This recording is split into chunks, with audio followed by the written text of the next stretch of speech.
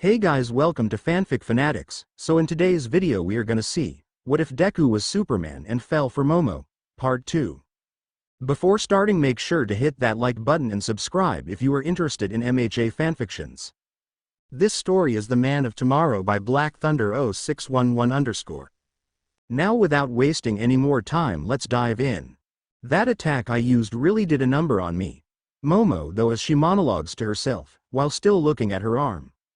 Still, I'm going to have to master this power if I ever want to get closer to my goal of becoming a pro hero. She continues to monologue to herself as she gripped her fist tighter before she looks up to the sky with a hopeful smile plastered on her face. Hey y'all, Momo, Jiru says to her friend while slapping her back and startling her. Ah, Jiru. Why would you do that? You scared me, Momo exclaimed before looking at her best friend with a small glare as Jiro just shrugged it off. Well, I noticed you were walking alone, and figured it would be the perfect opportunity to scare you. Jiru responds back with a cheeky grin while ignoring her glare. I see. Momo responds back, with a deadpanned look on her face, clearly unamused at her friend's attempt at scaring her as the two continue their journey to the UA campus in complete silence, before Jiru turns back to her friend. Okay. But for real though, what was distracting you? She questioned to Momo, noticing her deep in thought and as unusually quiet. Huh? Momo responded back, snapping out of her thoughts. Well, normally I wouldn't have been able to do that back in middle school. But ever since we've joined UA, you've been constantly, how should I put this? Less vigilant in watching your surroundings. Jiro explained to her friend. Oh, right. Well, I guess I'm just experiencing culture shock, you know. She tries to explain to her friend as she nervously laughs. Jiru's face is plastered with a shit-eating grin. Right. Culture shock. Definitely not, because you're thinking about the oh-so-great Man of Steel, Jiru said, still plastered with her shit-eating grin. What? Momo responds in shock. Admit it, Momo. All you've been doing this morning is just fangirl over him again, Jiru said, attempting to embarrass her friend as Momo just blush in embarrassment. And no, of course not. I was just thinking about what I need to strive for to achieve my dream, Momo said with her face flush in embarrassment as she desperately attempting to defend herself. Right, as if I would believe that, Jiru said with an eye roll, not fully convinced by her friend's testimony. The two continue to bicker at each other until the pair notice a large crowd of people standing in front of UA's gate. The media. I wonder what they're here for, Jiru says in confusion. Upon reaching a close enough distance, a small group of reporters notices the pair and begin to swarm them, repeatedly asking them questions, while shoving their microphones near the girls' faces. You two, tell us what's it like working with the symbol of peace and symbol of hope in person? The reporter known as Lois Lane questions. Oh, what are they like? Well, Momo said as she struggles to answer the question. But before she can fully answer the question, Jiru grabs her by her shoulder and begins pushing past the crowd, entering the school gates. Come on, Momo. We don't need to hang around these vultures, and besides, we're going to be late for class, Jiru said in annoyance as she pushed her way into the crowd while dragging Momo behind her and ignoring the reporters. The two get to the building door, where Aizawa seemingly exits the door, meeting face to face with the pair. Oh, good morning, Mr. Aizawa, Momo says respectfully to her teacher. Good morning, you two, Aizawa says, in a monotone voice. Hey teach, why the hell are there reporters swarming the front gate? Jiru says in a confused annoyance. Well, besides this place being a famous hero school, apparently word got out that All Might and Superman have become teachers here at UA. Aizawa responds with no change in vocal tone. Jiru turns her head back at the reporters, staring daggers at them. Damn vultures, Jiru says with venom in her voice.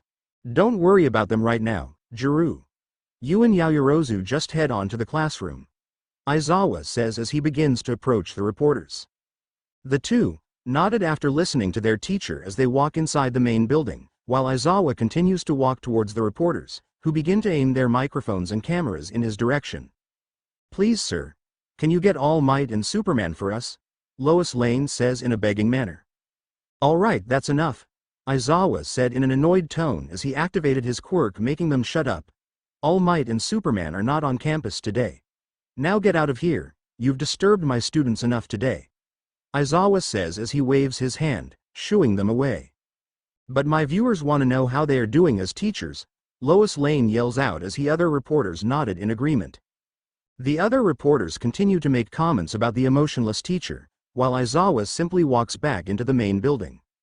How does All Might ever get anything done with this media circus stepping on his cap? I understand Superman, but still. Aizawa thought to himself as he rubbed his forehead in irritation. All right. If you won't bring All Might and Superman out, I'll get them myself, Lois Lane says, furious at Aizawa. No, wait.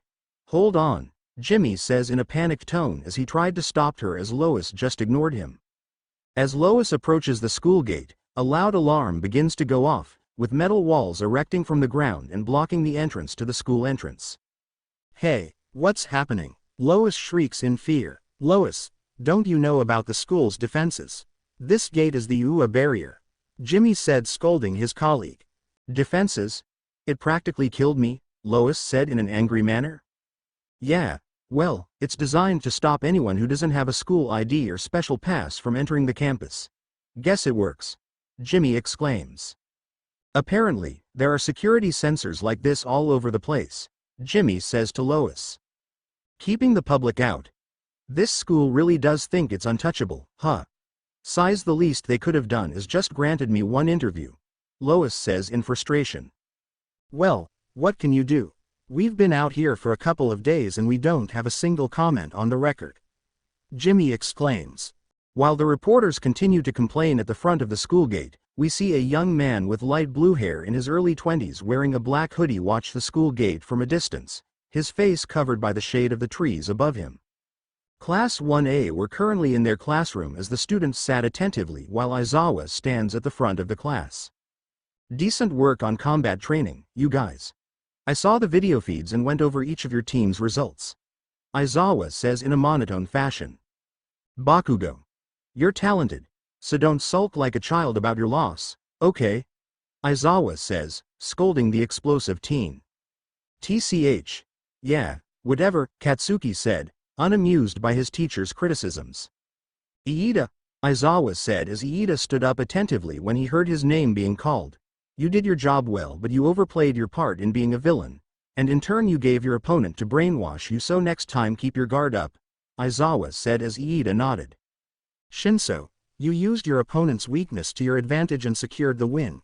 Good job, Aizawa said as Shinso just nodded as Todoroki looked back and forth between the two of them, noticing a pattern before an idea popped into his head. And Yaoyorozu, Aizawa says as Momo straightens up. I heard you did a pretty decent job at controlling that power of yours again, but based on what I saw in the video feed, you were only able to achieve victory by messing up your arm again. Work harder. You may have some control over it, but it's not enough, Aizawa says, scolding Momo. However, I do see that your quirk will have some usefulness if you can get a handle on it. So show some urgency, huh? Aizawa says, restoring Momo's faith in her abilities. Right. Momo says in determination. Now, let's get down to business. Our first task will decide your future, Aizawa says, while the class grows worried at what the task could be, with some thinking it's another quirk test. You all need to pick a class representative, Aizawa says, as the class lets go of their worry. Oh good, just normal school stuff. The class thought to themselves with a sigh of relief, thankful it wasn't anything too major. Pick me, guys. I want to be class representative, Kirishima exclaims in excitement. I'll take it, Kaminari says in a chill manner. Yeah, you're gonna need me. Jiru quickly intercepts while exclaiming in a confident attitude. Someone with style would be best, Aoyama says while posing in a flashy fashion. I'm like, totally the right pick, Mian happily argues. Pick me, you idiots. Bakugo yelled at them. The class continues to argue who should be class rep, while Momo sits at her desk, flabbergasted and unable to speak her mind, only being able to raise her hand slightly. Silence, everyone, please, Iida yells in annoyance, grabbing the attention of his classmates. The class representative's duty is to lead others. That's not something just anyone can do, Iida explains to the confused class. You must first have the trust of every student in the classroom. Therefore, The most logical way to fill this position is democratically. We will hold an election to choose our leader, Iida exclaims as he holds his hand up in an obvious sign that he desires the position. Is this really the best idea? Kaminari questions in confusion. We've only known each other a few days. How do we know who we can trust? Asui says, questioning Iida's idea. Besides, everyone will just vote for themselves. Kirishima follows up. Most people will. But that means whoever does receive multiple votes must truly be the most suitable person for the job. Iida explains to the pair. It's the best way, right, sir? Iida asked, turning towards Aizawa. Do what you want, just decide before my nap's over, Aizawa said, uninterested at the debate as he plops to the ground in his sleeping bag. Thank you for your trust. Iida yells out. Time passes and the class submit their votes, with the results being displayed on the board at the front. While most of the students seemingly voted for themselves, two people catch the class's attention, with Momo gaining 4 votes, and Iida in a close second, with 2 votes. Hold on, I got 4 votes? Momo questioned, surprised at the result. Okay. You idiots, who voted for her? Katsuki yelled out in annoyance. What, did you honestly think anyone was gonna vote for you? Shiro retorted. What did you just say? Katsuki yelled out, directing his anger towards Shiro. As Uraraka whistles in the background while the two argue in front of her, with Momo and Iida soon after approaching the front of the class. All right, the class representative is Yaoyorozu, and our deputy is Iida. Aizawa says, thankful that the process didn't take too long, while still annoyed he didn't get a proper nap. Oh whoa, this all seems so surreal. I feel like I'm dreaming. Are you sure you counted the votes right, Mr. Aizawa? Momo says, unsure whether to believe it or not. Yes, Yaoyorozu. All the votes have been counted, and this is the result. Aizawa says in his signature monotone voice. This might not be so bad, Asui exclaims as everyone nodded in agreement. Yeah, I can get behind Yaoyorozu, Kirishima says with a positive attitude.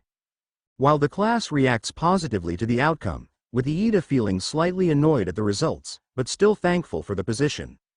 We cut to the cafeteria, where we see most of the Class 1A students look around in awe at the size of the room. Whoa, this place is huge, Uraraka yells in awe. Well, of course, Uraraka. It's because this room needs to be able to hold all the support, management, general studies and hero course students. Iida responds. You're already used to rooms being this big, right Momo? Juru asks Momo with a small hint of curiosity. Yeah, seeing a room this big isn't really a big shock, but still, I wonder where they get their funding. Momo wonders curiously. All of them quickly found a table to sit at and spotted Shinso, standing idly against the wall. Hey Shinso. You wanna join us? Momo said, calling out to him and gaining his attention. Oh sure, Shinso said, shrugging his shoulders as he walked towards them and sat on the table next to Iida. This rice ball is so delicious, Uraraka said as she ate her lunch with a satisfied smile on her face. So how does it feels to be class representative Momo? Are you excited? Jiro asked her as Momo took a deep sigh. I don't know guys, I don't think that I'm qualified, Momo said, a bit unsure about her role. I didn't expect that it would be me, I thought it would be Iida, she said as she voiced her thoughts. You kidding, you're perfect for that role, Jiro said to her, a bit proud and trying to cheer her up. I agree, your courage and quick thinking will help you make a worthy leader, especially during the entrance exams and the heroes versus villains exercise, not to mention the intelligence and strength you demonstrated. Although I did not receive the role, I can't deny that you would be a better class representative than me. I already accepted my defeat earlier. I will do my best to assist you, Iida said, his hand in a chopping motion. Wait, really? Momo said, a bit shocked at his words as Iida just nodded. Yes, those are the reason why I voted for you, Iida said with a small smile, shocking Momo even more. Wait, you voted for me? Momo said in shock as Iida nodded. I have to agree with Iida, he makes an excellent point, Shinso said. That's the reason why I voted for you in the first place. If it weren't for your plan, I don't think we would have won our fight during the exercise, and you seems perfect for the role, Shinso said, shrugging his shoulders as he took a bit for his lunch as Momo just looked at him in shock. Yeah, you seem super smart and powerful. And you have a heroic heart as well. Especially when you saved me from the zero-pointer during the entrance exams. Uraraka said as Momo looked at her in shock. They're right, y'all, Momo. You're strong, intelligent, powerful, and you have the heart of a leader to boot. And you're the best person that I know that is fit for the role, so you got this class representative. Jiro said, slightly nudging her shoulder with Momo as she just looked at them in awe before she nodded, feeling tears well up in her eyes at their words. Thank you, I will do my best as the class representative of Class 1A, she said as she slightly gave them a bow with a proud and determined look on her face. YEHHH. The others cheered her on as they continued to eat their lunch, chatting with each other. Hey Iida. Weren't you the one who wanted to be class representative really badly? I mean, you look the part cause of the glasses, Uraraka said. That's not exactly how we should be choosing our rep, Jiro said with a chuckle, making them laugh. Wanting a job and being suited for it are two different things. Observing the Iida family's agency has taught me that much, Iida said as everyone looked at her in confusion. Agency? All of them said in unison as they looked at him in confusion. Wait, hold on. What does your family do exactly? Shinso asked him as Iida paused for a moment. It's nothing, Iida said, trying to ignore the question and eat his food as everyone's eyes just narrowed in suspicion. Hey, I've been wondering something about you. Iida-kun admitted, you're rich, aren't you? Uraraka asked as the other turned to him. Iida stiffened as he stammered an answer. Well, you see, Iida said as he sighed, trying to recompose himself, slightly adjusting his glasses. I was afraid that people would treat me differently about my family, Iida said with a sigh. You see, the Iida family have been pro-heroes generations. It runs in our blood, he said as they stared at him in awe. Are you guys familiar with the Turbo Pro hero Ingenium? Iida asked them as they all nodded in agreement. Yeah, I know all about him. He's a super popular pro with 65 sidekicks working alongside him at his Tokyo agency. But wait, don't tell me, Uraraka said with excitement in her voice before her eyes widened in realization as Iida nodded his head with a smirk. Well, he's my older brother, he said as he puffed his chest and beamed proudly as the others stared at him in shock. Ingeniums is an unmatched commander who honors the hero code. As the second oldest Iida, I strive to be just like him, Iida said with a small smile on his face. However, I think it might be a bit soon for me to be in a leadership role, but for example, you figured out what the dodges we're looking for in the practical exam. A representative needs that sort of insight, Iida said while looking towards Momo. Hey, that's the first time I've seen you smile, Iida. You should do it more, Uraraka as Iida looked at him in confusion. Huh? What do you mean? Iida asked her in confusion. I agree with her, Iida. You should really smile more, it looks good on you, Jiro said as Iida gained a small blush on his face at the compliment. And you don't have to worry about being treated differently. I mean, look at Momo, she's crazy rich and yet we don't treat her any differently, Jiro said as she assured him as everyone nodded in agreement as Iida gave her a grateful smile. Yeah, I understand where you're coming from, Iida, Momo said as Uraraka looked at her in confusion. Wait, what do you mean? Uraraka asked as Momo flushed in embarrassment. Well, like Jiro said, my family is super rich, Momo said, shocking those who don't know. My father is CEO of his own company where they make support gear for heroes, and my mother used to be a pro hero herself. Momo was cut off when the alarm bell suddenly rung. Warning. Level 3 security breach. The voice in the intercoms said, shocking the students. All students please evacuate the building in an orderly fashion, the voice said as the students immediately began to panic. Wait. What's a level 3 security breach? Iida asked, grabbing one of the students. It means that someone's managed to get past the school's barrier.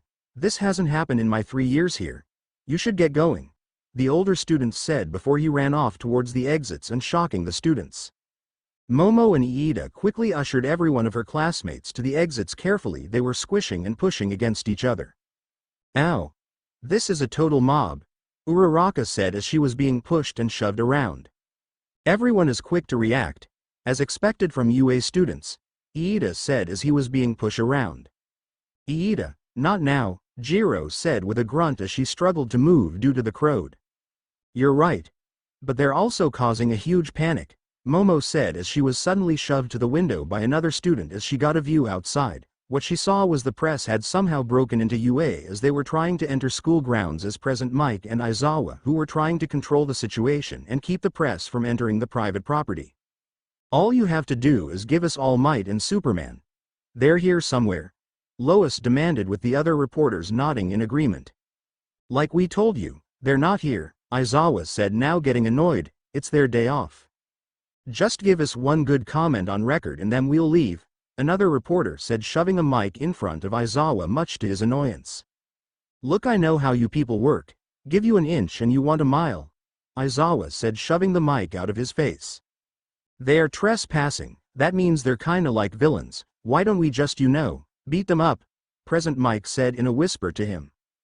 Don't you even think about it, unless you want your name dragged through the mud. Let's wait for the cops, Aizawa said as present Mike just scoffed.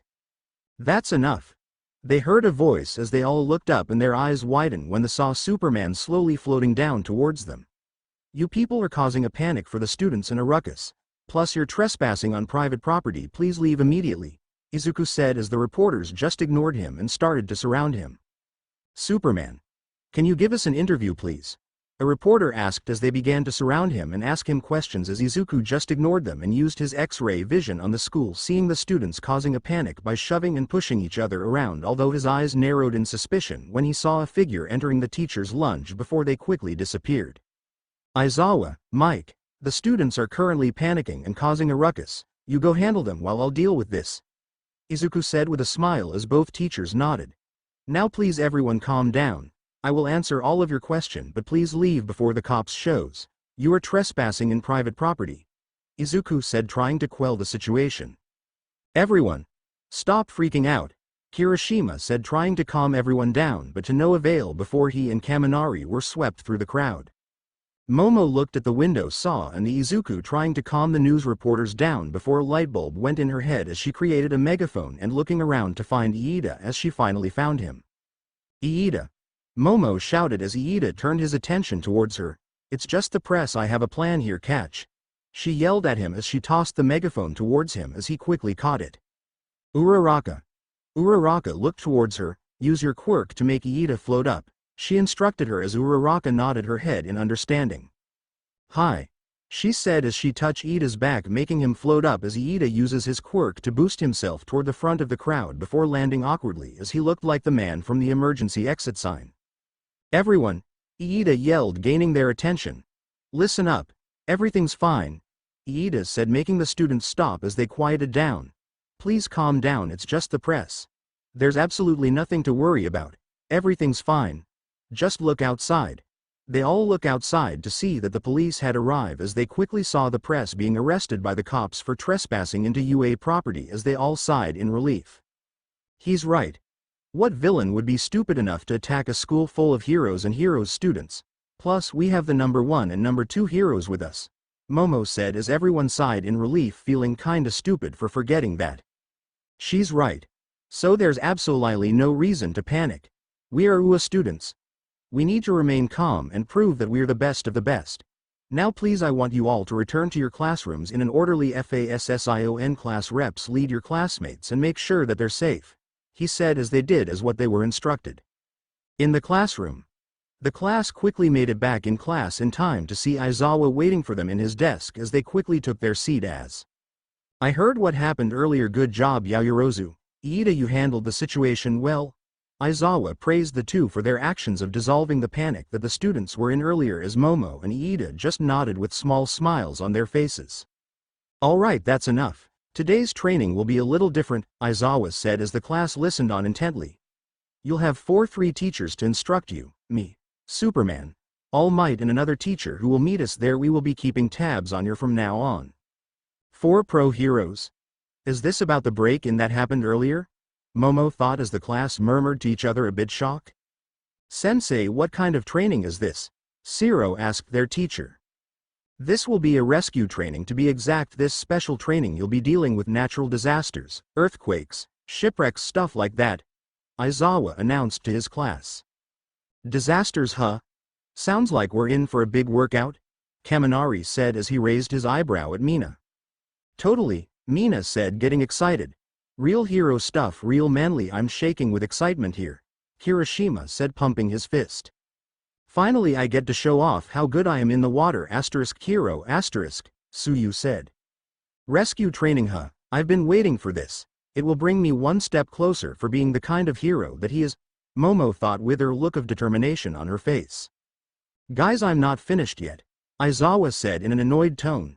What you wear in this exercise is up to you. I know you're excited about your hero costumes, Aizawa said as he clicked a button and the wall slid open with their hero cases inside, but keep in mind that you haven't gotten accustomed to them yet, so it may hold your abilities back. This special training is in an off-campus facility, so we will be taking a bus to get there. I'll give you 10 minutes to change, then head outside and meet me there, Aizawa said as he walked outside followed by the students as they grabbed their cases and went to change. UA entrance gate. All the teachers along with the principal was currently looking at the destroyed gate of UA as they wondered who could have done it. How could ordinary members of the press able to bypass our security systems? The principal said as he looked like a mixture of a mouse, dog and bear wearing a suit. Someone else must have been behind this. Some villain actually managed to infiltrate UA and use the press as a distraction, but is this purely a show of power or a declaration of a war? The principal wondered as he talked his thoughts out loud for everyone to hear. We will start an investigation. I'll ask Hound Dog to sniff around if he can find any scent. The rest of you will look after the students if the villains decide to attack again, this time bringing a better cavalry, the principal said as the teachers nodded in understanding. Somewhere in the city of Musutafu, All Might was currently leaping through the city looking for crimes before he heard a cry of help, causing him to run towards the direction to see Kamui Woods, Mount Lady and another hero panting in the ground while a pick muscular villain held a family hostage in his arms. Don't move or I'll kill T's whole family. You don't want the blood of this damn people in your hands now, do you heroes? The villain threatened as Mount Lady gritted her teeth in frustration. Never fear, dear Citiizen. For I am here, All Might said, shocking the heroes and the villain as he was about to leap to save the family when a red and blue blur passed him and knock out the villain in one shift punch before the figure caught the family mid-air and putting them down towards the ground. So that's how it feels, All Might said, now knowing feeling when he swapped in and saved someone when another hero was about to do it. There, you should be safe now, Superman said, giving the family a small smile who just looked at him in awe. Whoa, it's Superman, a civilian said in awe. Superman saved us. Look Mama Papa, the little girl said in awe while pointing at the Man of Steel. Superman, can I get your autograph? Another one asked as the people began to surround Superman asking him for photos and autographs. Of course, Superman said as he used his super speed to quickly sign some merch and took some photos before turning his attention to the two heroes. Mount Lady, Kamui Woods, I assume you got this covered, Superman asked as he gestured to the villain who was in handcuffs being put away in a police car. You got it, Superman, Mount Lady said as she gave him a thumbs up before she and Kamui Woods walk up to the cops to make sure everything was alright as Izuku just nodded with a small smile before he noticed his father in the crowd as he gestured to the alleyway so that they can talk privately. Looks like you're getting slow, old man, Izuku said with a small smile, making his father chuckle. Ha, I guess you're right. I was about to jump in when you arrived. Looks like you are surpassing this old man, and it won't be long before you take the mantle of #1 hero, All Might said with a proud smile as he wiped a fake tear from his eyes, making Izuku chuckle. Don't be emotional like that, Dad, Izuku said, rolling his eyes, and I thought that you were supposed to be at UA by now. I thought Mom told you not to overexert yourself, Izuku said, giving his father a small glare as Toshinori lightly gulped with beads of sweat rolling down on his forehead at the mention of his wife. Oh well, you see, I was heading towards UA when I heard a screams, so I had to check it out, Toshinori said nervously as Izuku just sighed at his father's heroic heart. Then again, who was he to talk? Considering he had the same heroic heart as his father. And I am getting slower, All Might said as Izuku frowned when he heard that. My powers have been weakening even faster since I gave one for all to young Yaoyorozu, and I'm pushing my hero form too far past the limits, Toshinori said with a sigh. Don't worry that, we'll figure out a way to extend your power, Izuku said, giving his father a reassuring smile before he heard his phone suddenly ring. Excuse me, Izuku said as he quickly picked up his phone. Hello, who is this? Yes, hello Mr. President, yes I understand, I will come there right away, Izuku said before he hung up the call with a sigh. That was the President of the United States. He said that they need help on something and I won't be able to make it for the USJ exercise. Will you tell Nezu about it? Izuku said as Toshinori just nodded. Izuku being not only the number 2 hero in Japan but the world as well, being an international hero just like his father, and in so the other countries like the US would often call him if they needed help on something. Don't worry Izuku, I'll tell him now, you go help the US. Oh, and say hi for Stars and Stripe for me, Toshinori said, giving his son a reassuring smile as Izuku just nodded. Will do, thanks Dad, Izuku said with a small smile as he flew up. The whole class was gathered outside as Iida had a whistle on his mouth as he was trying to instruct them to get in the bus as Iida blew his whistle, gaining everyone's attention. Gather around class 1A using your student numbers, form 2 different lines so we can load the bus efficiently, Iida said as the image of a bus appeared on top of his head. Iida's kicking it gear as our vice representative, huh? That class said in a deadpan tone as Iida continued to blow his whistle as Momo only shook her head as she went to the bus. Whoa, what's with the new costume Shinso? Why the sudden change? Kaminari asked Shinso, who was now wearing his Batman suit. If you want a photo then look at my art that I did a while back. It's a long story, Shinso said as Kaminari just shrugged it off for now as they all headed towards the bus. As they entered the bus, Iida instructed them to take their seats in their student number order, only to deflate as his sitting plan he had made earlier was now useless as it was an open layout seat.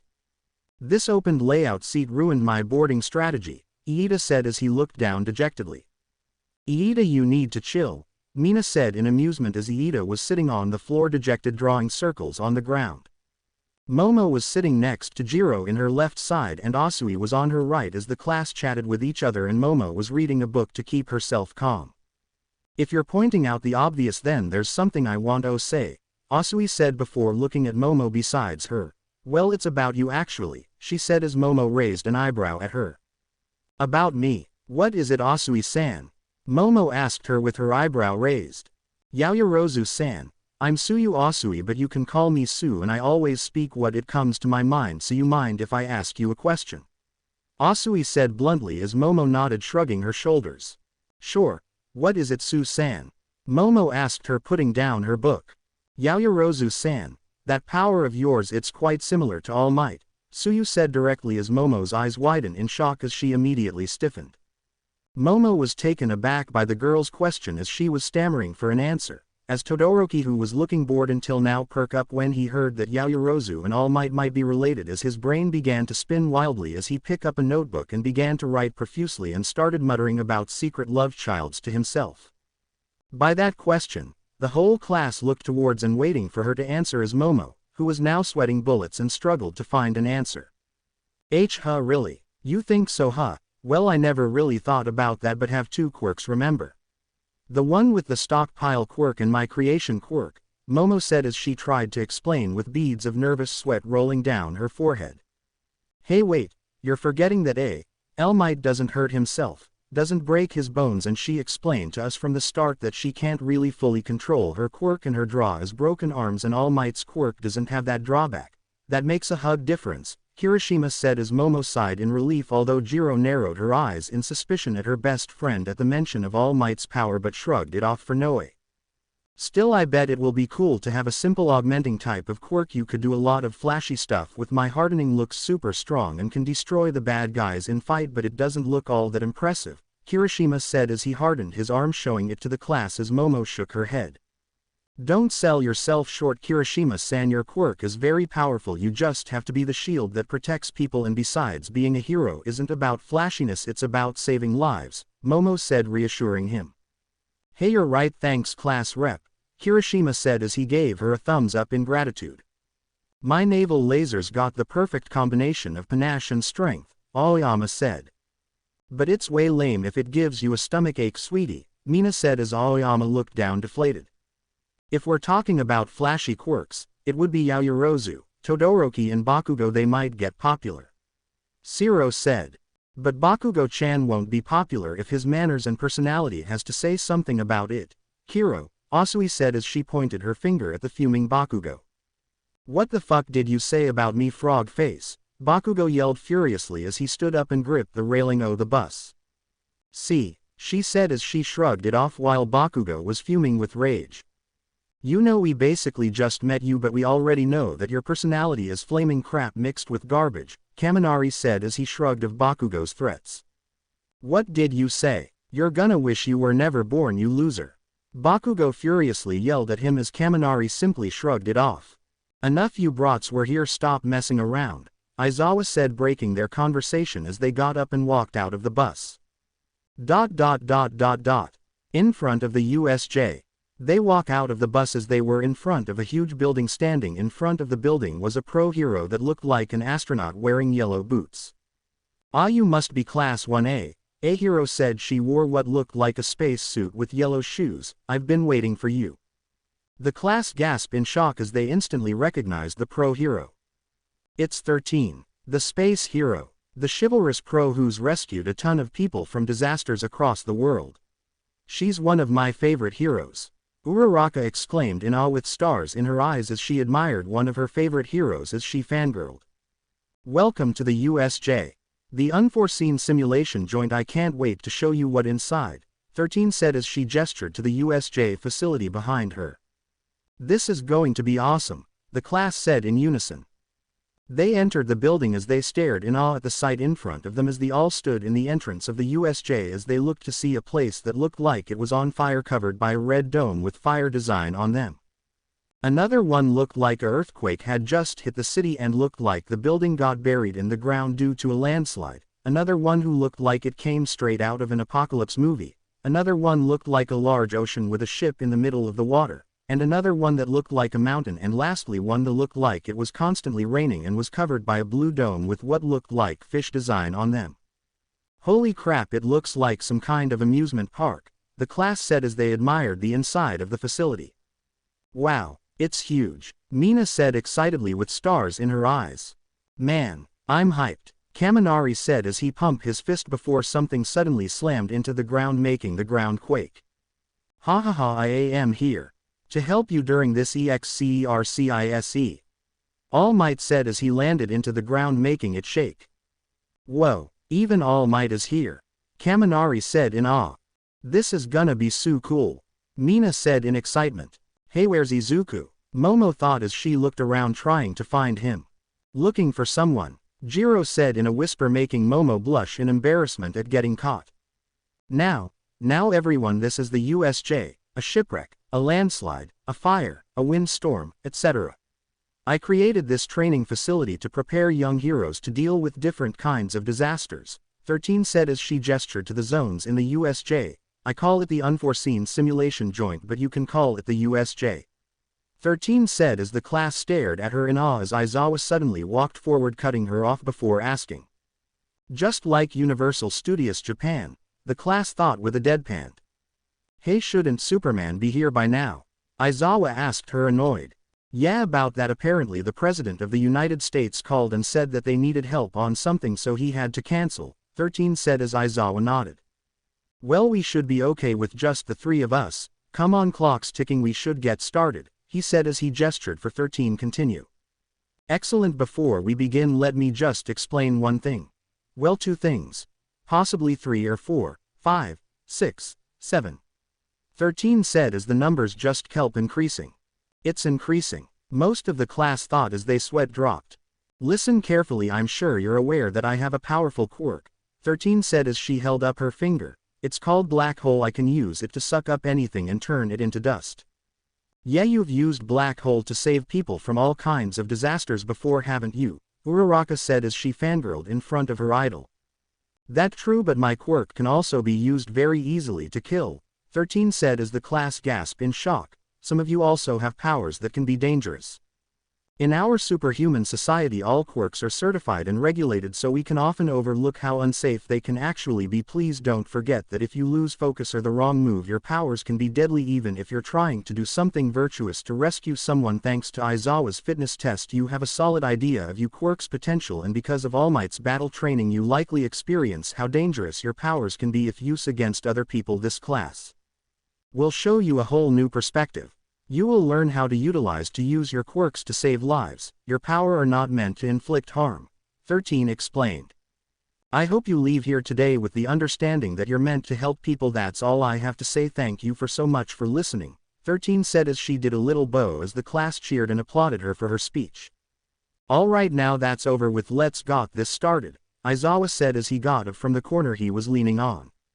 Suddenly electricity started appearing on the light bulbs as the lights were cut off, causing the facility to turn dark. Aizawa looked over to his shoulders as he suddenly got an overwhelming feeling of dread overcome him. Suddenly a dark purple mist began to appear in the central plaza as a hand can be seen coming out of it as he head with light blue hair with hands on his face and head as eye can be seen picking through the portal. Washington, D.C., the White House. The president was currently sitting in his office with a group of people in front of him. And you haven't apprehended him? The president said as the officer shook his head. No sir, Black is more powerful than we thought. Even Stars and Stripes couldn't defeat him, and not only that but his crew also had very powerful quirks. We were outgunned, the officer said as the president cursed in frustration. Damn it, he's becoming more of a nuisance than we thought, the president said, anger evident on his face. Should we send out an army to apprehend him, sir? The officer asked as the president shook his head. Don't, I'm not risking any more lives. Besides, I already called for backup. Let me know when Superman arrives. He should be here by now, the president said as the officer's eyes widened in shock. Sir, I think that he's already here, the officer said as he pointed at the window as the president turned around to see Superman floating up towards the sky giving them a salute. Well, I'll be, the president said with a grin on his face. Come on men, let's greet out guest, the president said as they all nodded before they all headed outside. In the USJ. Aizawa's eyes widened in shock once he saw the purple mist in the canter of the USJ. All of you stay together and don't move. And stay back. This is real. Those are real villains. Aizawa shouts at his students as they gasp in panic. He said as he got ready for an attack. 13 Protect the students. Aizawa yelled to her as the class immediately began to panic. Keep them safe. Me and Aizawa will handle this, All Might said as he narrowed his eyes at the villains as Kirishima looked to where the central plaza was to see a purple portal as people started coming out of it. Oh whoa, what is that thing? Kirishima asked as he looked at Aizawa confused and worried. Suddenly a man wearing a black long-sleeve shirt and matching pants came out of the portal. His body was covered in hands as he had a hand on his face to cover up his face. He had light blue hair and red piercing eyes along with a muscular dark purple bird creature with its brain exposé, which was quickly followed by two other bird-like creature, although the first one had long dangly limbs and a long devilish tongue and the second one was blue and had the appearance of a shark. Eventually more and more villains start to come out of the portal surrounding the whole central plaza by their numbers. Wait, did the training started already? I thought we were rescuing people. Kaminari asked confused. All of you stay back.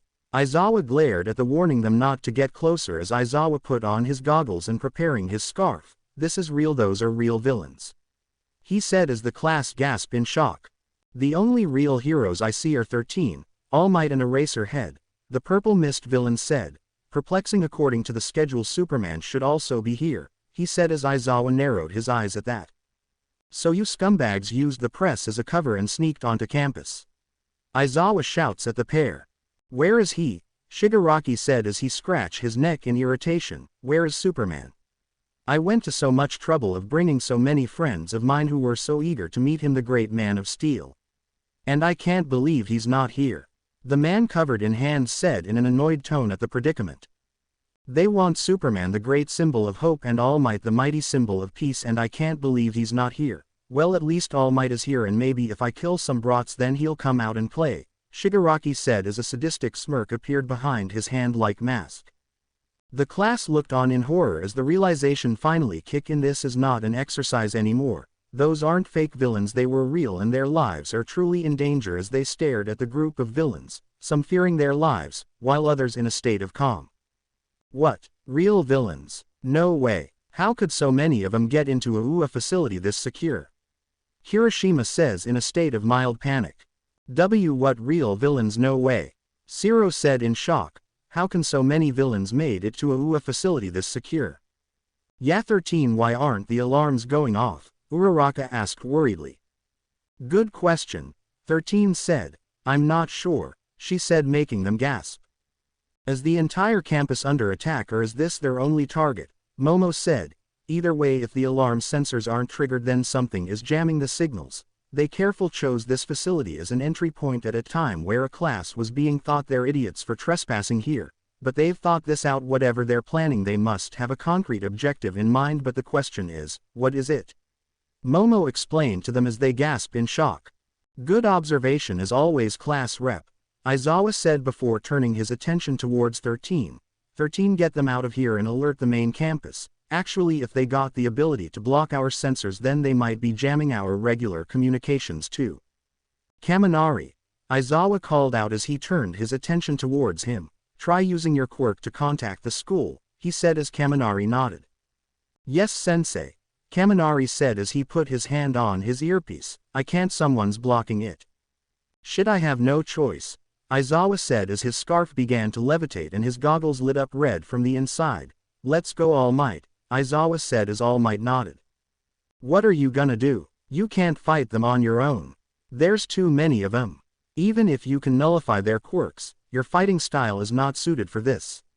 Your power works best in stealth and one-on-one fights. That's not gonna help with a group. Momo says, worried for her teacher. Don't worry, young Yaoyroozu. He won't be on his own. I'll help him clear out these villains while you younglings escape to safety. All Might said with a thumbs up, attempting to calm Momo.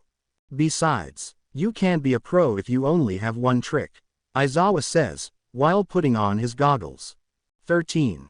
Get the students out of here and alert the main campus. All Might said as 13 nodded.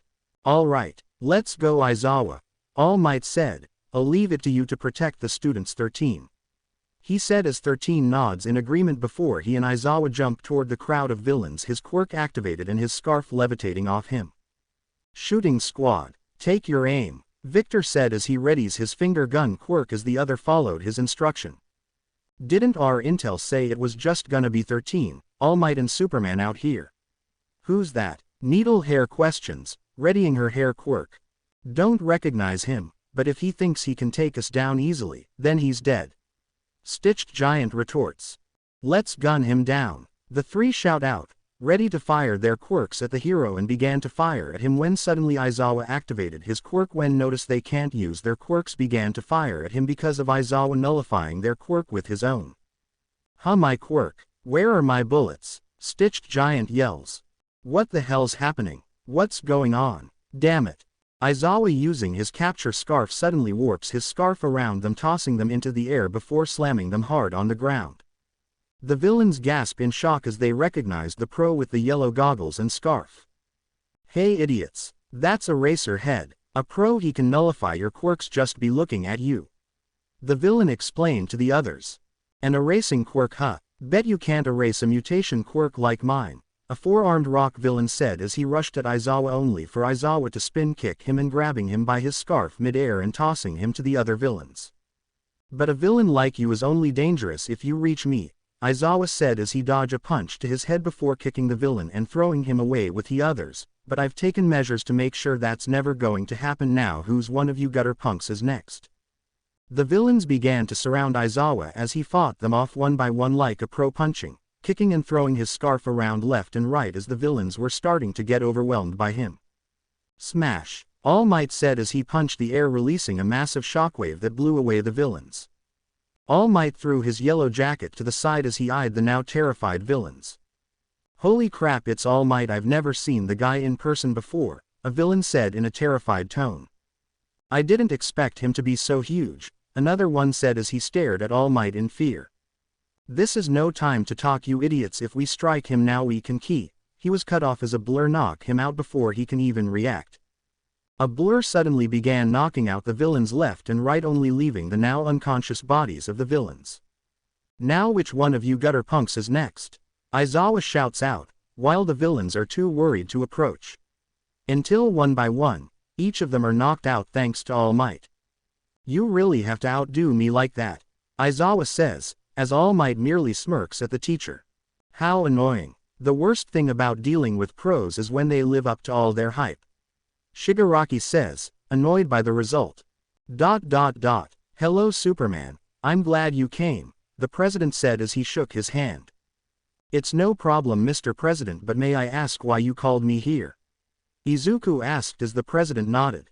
I will explain, Superman, but first please come in, the president said. Izuku nodded before the two of them walked back towards the White House. So why did you call me here for, Mr. President? Superman asked as the president sat back in his chair. I called you here to ask for your help. Lately there has been a group of powerful quote-unquote heroes, who took it upon themselves to free the Earth of scum. And what I mean by that is they have been killing villains left and right and causing a havoc. We have sent out heroes to apprehend them, but it proved to be fruitless. Their quirks are too powerful, and even Stars and Stripes was rendered powerless by their leader, so that's why I called you here. Maybe you could help us apprehend these criminals, the president said as Izuku raised an eyebrow in surprise when he heard that. It wasn't every day that you heard a villain powerful enough to render the #1 hero of America powerless, someone who was said could even rival him and his father. Who are these people? Izuku asked as the president handed him a file. The first up is a man named Manchester Black. He is the leader of the elite and is a powerful telekinesis and telepathy quirk that can render someone immobile. He's the reason why Stars and Stripes was defeated so easily, the president said as Izuku opened the file and saw a photo of a man with short purple hair, piercing on his ears. He was wearing Union Jet t-shirt with a black trench coat on top of it. He was wearing black pants and combat boot. The next is a man named Nathan Craig Jones, also known as Coldcast. He has a powerful electromagnetism quirk and is the muscle of the group. He's an American who can control the electromagnetic spectrum, the president said as Izuku flipped another file to show an African American man with braided hair with gray shirt and belt and a chain on his wrist. Next is Rampotatek, also known as the Hat. He has a powerful magic-like quirk. He's a former street magician turned villain. He is a magic-wielding Japanese man. Rampotek's main source of power is his hat. He uses it to conjure demons and cast other spells, the president said as Izuku flipped through another page to see in Japanese man long black hair going down his shoulders with a suit and tie with a fedora on his head. And last but not the least is woman named Pamela, also known as Menagerie, a Puerto Rican woman. Her quirk is called SYM Beast, the president said as Izuku flipped through the last page to see a woman with long black hair tied in a ponytail and a pair of demonic wings on her back. The four of them are called the Elite, a powerful group of terrorists that had been executing villains and has been causing a panic around this country, so that's why I called you here to help apprehend these criminals, the president said as Izuku nodded. I understand, sir. I will do my best to apprehend them, Izuku said as the president nodded with a smile. It is not wise to go alone, Superman. We don't know the full capabilities of these criminals, so I'm assigning you some help with this case. Although I do not doubt your strength, sometimes it's better to be safe than sorry, the president said as Izuku nodded in understanding. I understand, sir, but who will be my partner in this case? Izuku asked as the door suddenly opened and a woman walked into the office. The woman was a tall woman with a well-muscled build. She had elegant facial features, narrow eyes, and long flowing blonde hair with 8 distinct tufts swept backward and fashioned in a similar manner to the ones All Might possessed. She was wearing a high-collared skin-tight bodysuit with shoulder pads, boots and gauntlets.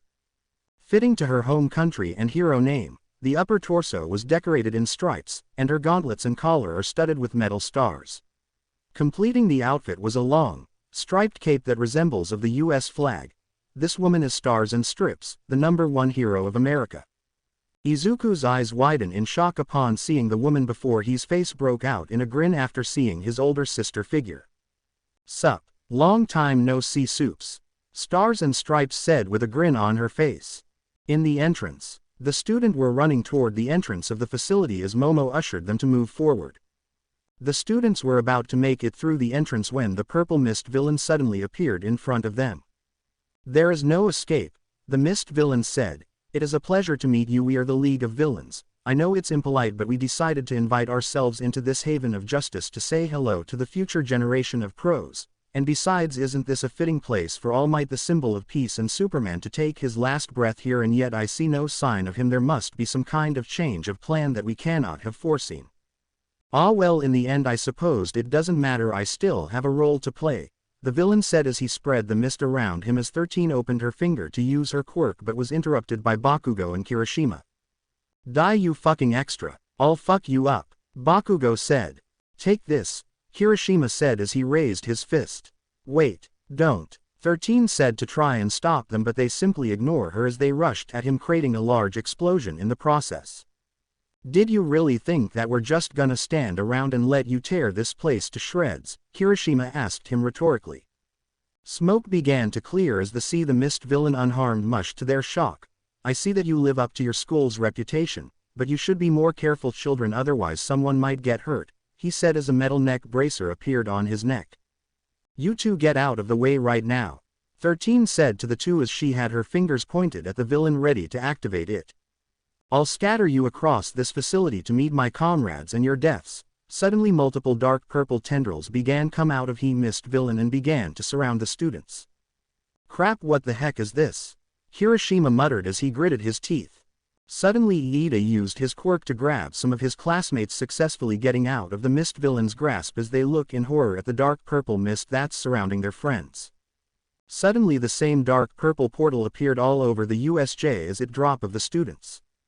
Conflagration zone. Ojiro landed in the configuration room as he looked around to see the building on fire and villains surrounding him. Well, what do we have here? Boys. The villain laughed as the others followed him.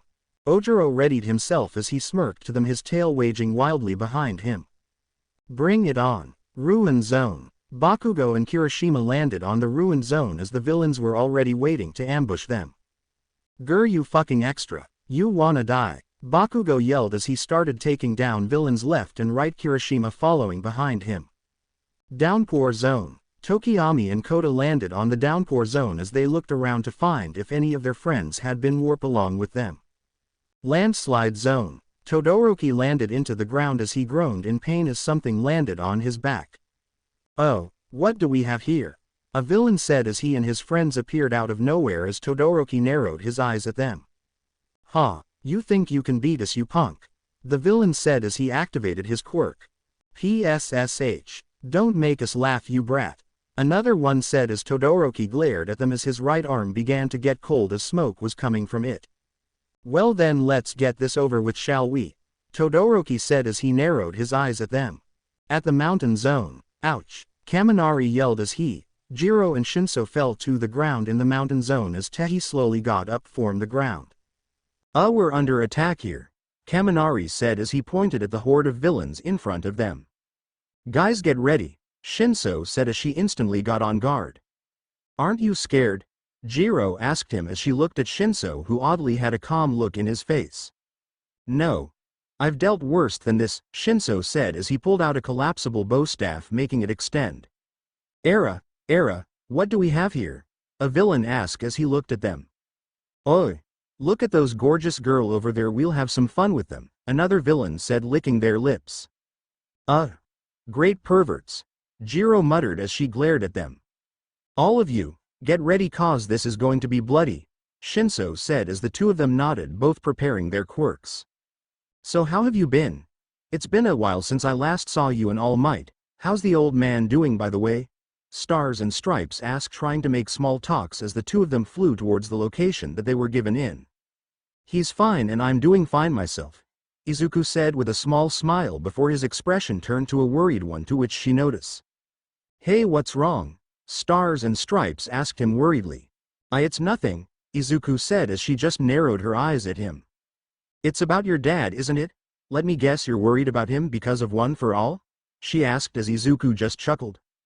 You know, you always have this way of reading me, Izuku said with a sigh as Stars and Stripes just chuckled. But yeah, I'm worried about Dad. His power is weakening since he gave the quirk to someone. I'm worried about what will happen if the symbol of peace inevitably retires, and if I can handle being the #1 hero, and if I can even protect everyone or not, Izuku said worriedly as she nodded. Looks like he did found a successor after all, Stars and Stripes said with a small smile. Wait, it's not you, is it? She asked as Izuku just shook his head with a chuckle. No, just like you, I rejected that power. I'm already powerful as it is, and me having that power is just unwise. It's better to have two symbols rather than one, Izuku said as Stars and Stripes nodded with a small smile on her face. I wouldn't worry about that too much. Your old man is strong, and that means so are you. If anyone can handle the responsibility of being the #1 hero, it's you, Stars and Stripes said as Izuku looked at her with a small smile on his face. And besides, if you ever need help, I'm right here, you know? She said with a grin. Yeah, you're right, thanks, Izuku said with a small smile. Hey, it's my job as your older sister figure to look out for you, and it's nothing, Stars and Stripes said as she slightly ruffled high already unruly hair much to his annoyance. So how's the love life? Are you and Lois getting married soon? Stars and Stripes asked with a teasing smile as Izuku looked at her sadly. No, me and Lois didn't exactly work out, Izuku said as Stars and Stripes looked at him in shock. What? But how? When? Stars and Stripes said in shock. I mean, you and Lois were inseparable ever since you two were children, she said as Izuku took a deep sigh.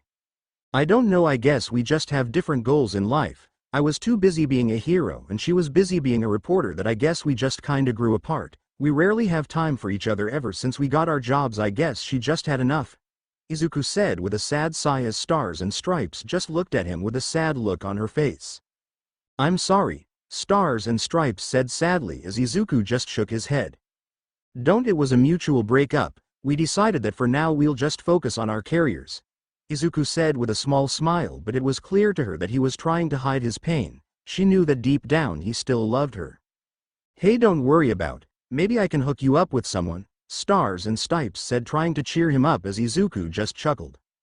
Thanks but no thanks, Izuku said with a shake of his head as Stars and Stripes raised her eyebrows. Oh, you got someone already? You sly dog? Stars and Stripes said with a teasing grin as Izuku just chuckled. Nope, just trying to focus being a hero for now, not really trying to find someone yet, Izuku said with a small smile before he saw that they had finally arrived at their destination. Well, looks like this is it, Izuku said, checking the tracker that the president gave him to confirm it. Yup, this is it, a light. Come on, Stars and Stripes said as the two heroes floated down. And it's an abandoned warehouse. Of course it's an abandoned warehouse, typical. How cliché and unoriginal, Stars and Stripes said with a scoff. Are they in there? Stars and Stripes asked as Izuku used his X-ray vision, seeing the skeletons of 3 men and 1 female along with 2 men tied up and gauged. Yup, he's definitely in there alright along with his goons, Izuku said as Stars and Stripes nodded. Although he has 2 hostage, and both of them are tied up and gagged. Be careful, this could be a trap. Way ahead of ya. Now let's bust some heads, Stars and Stripes said, cracking her knuckles with a gin on her face as she rushed towards the warehouse. Hey wait, we need a... Izuku didn't get to finish when his partner dashed right though the building, something that reminded him of his father's doing and admittedly himself. Plan. Izuku finished dryly with a sweat dropped. Manchester Black, Stars and Stripes said as she burst through the door, making it fly away off its hinges. Surrender now and I won't have to use lethal force. Aw, Stars and Stripes, fancy meeting y'all here, Manchester Black said in a thick British accent. It's so good of you to come to the party, so good of ya to drop in, Manchester Black said with a grin on his face. The flood zone.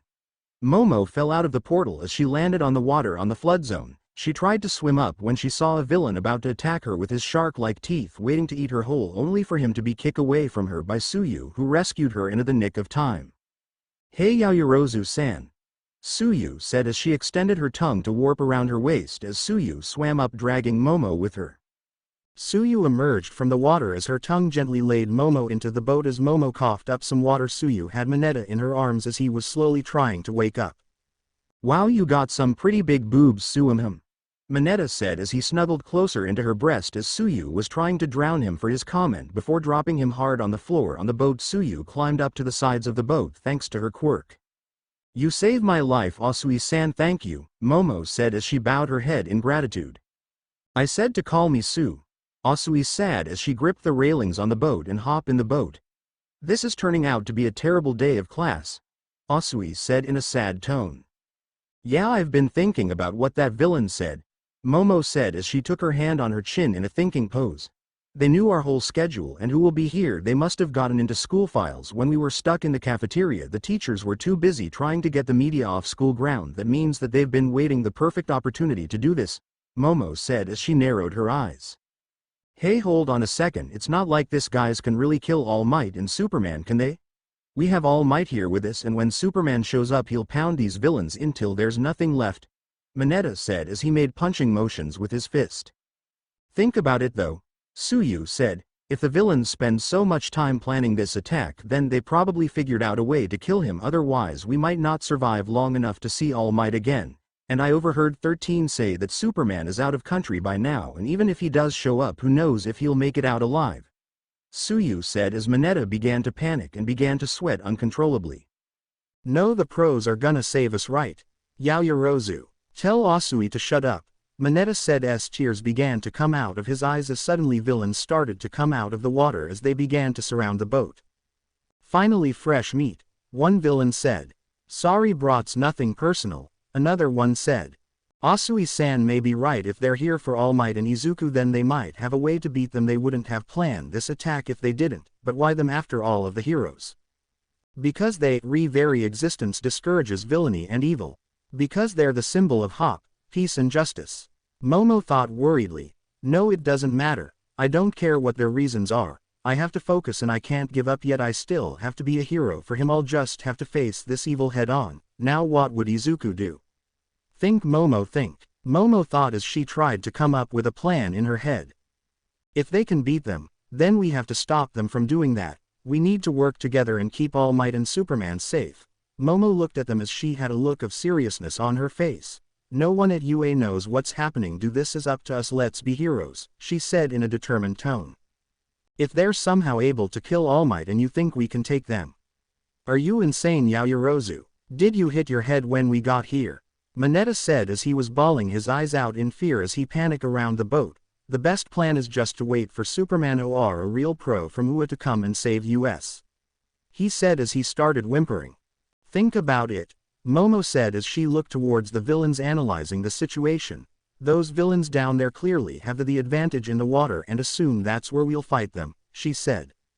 Are you even listening? Mineta yelled at her. If that's the case, they must have known what was inside the USJ before they warp us, Suyu said, agreeing with Momo.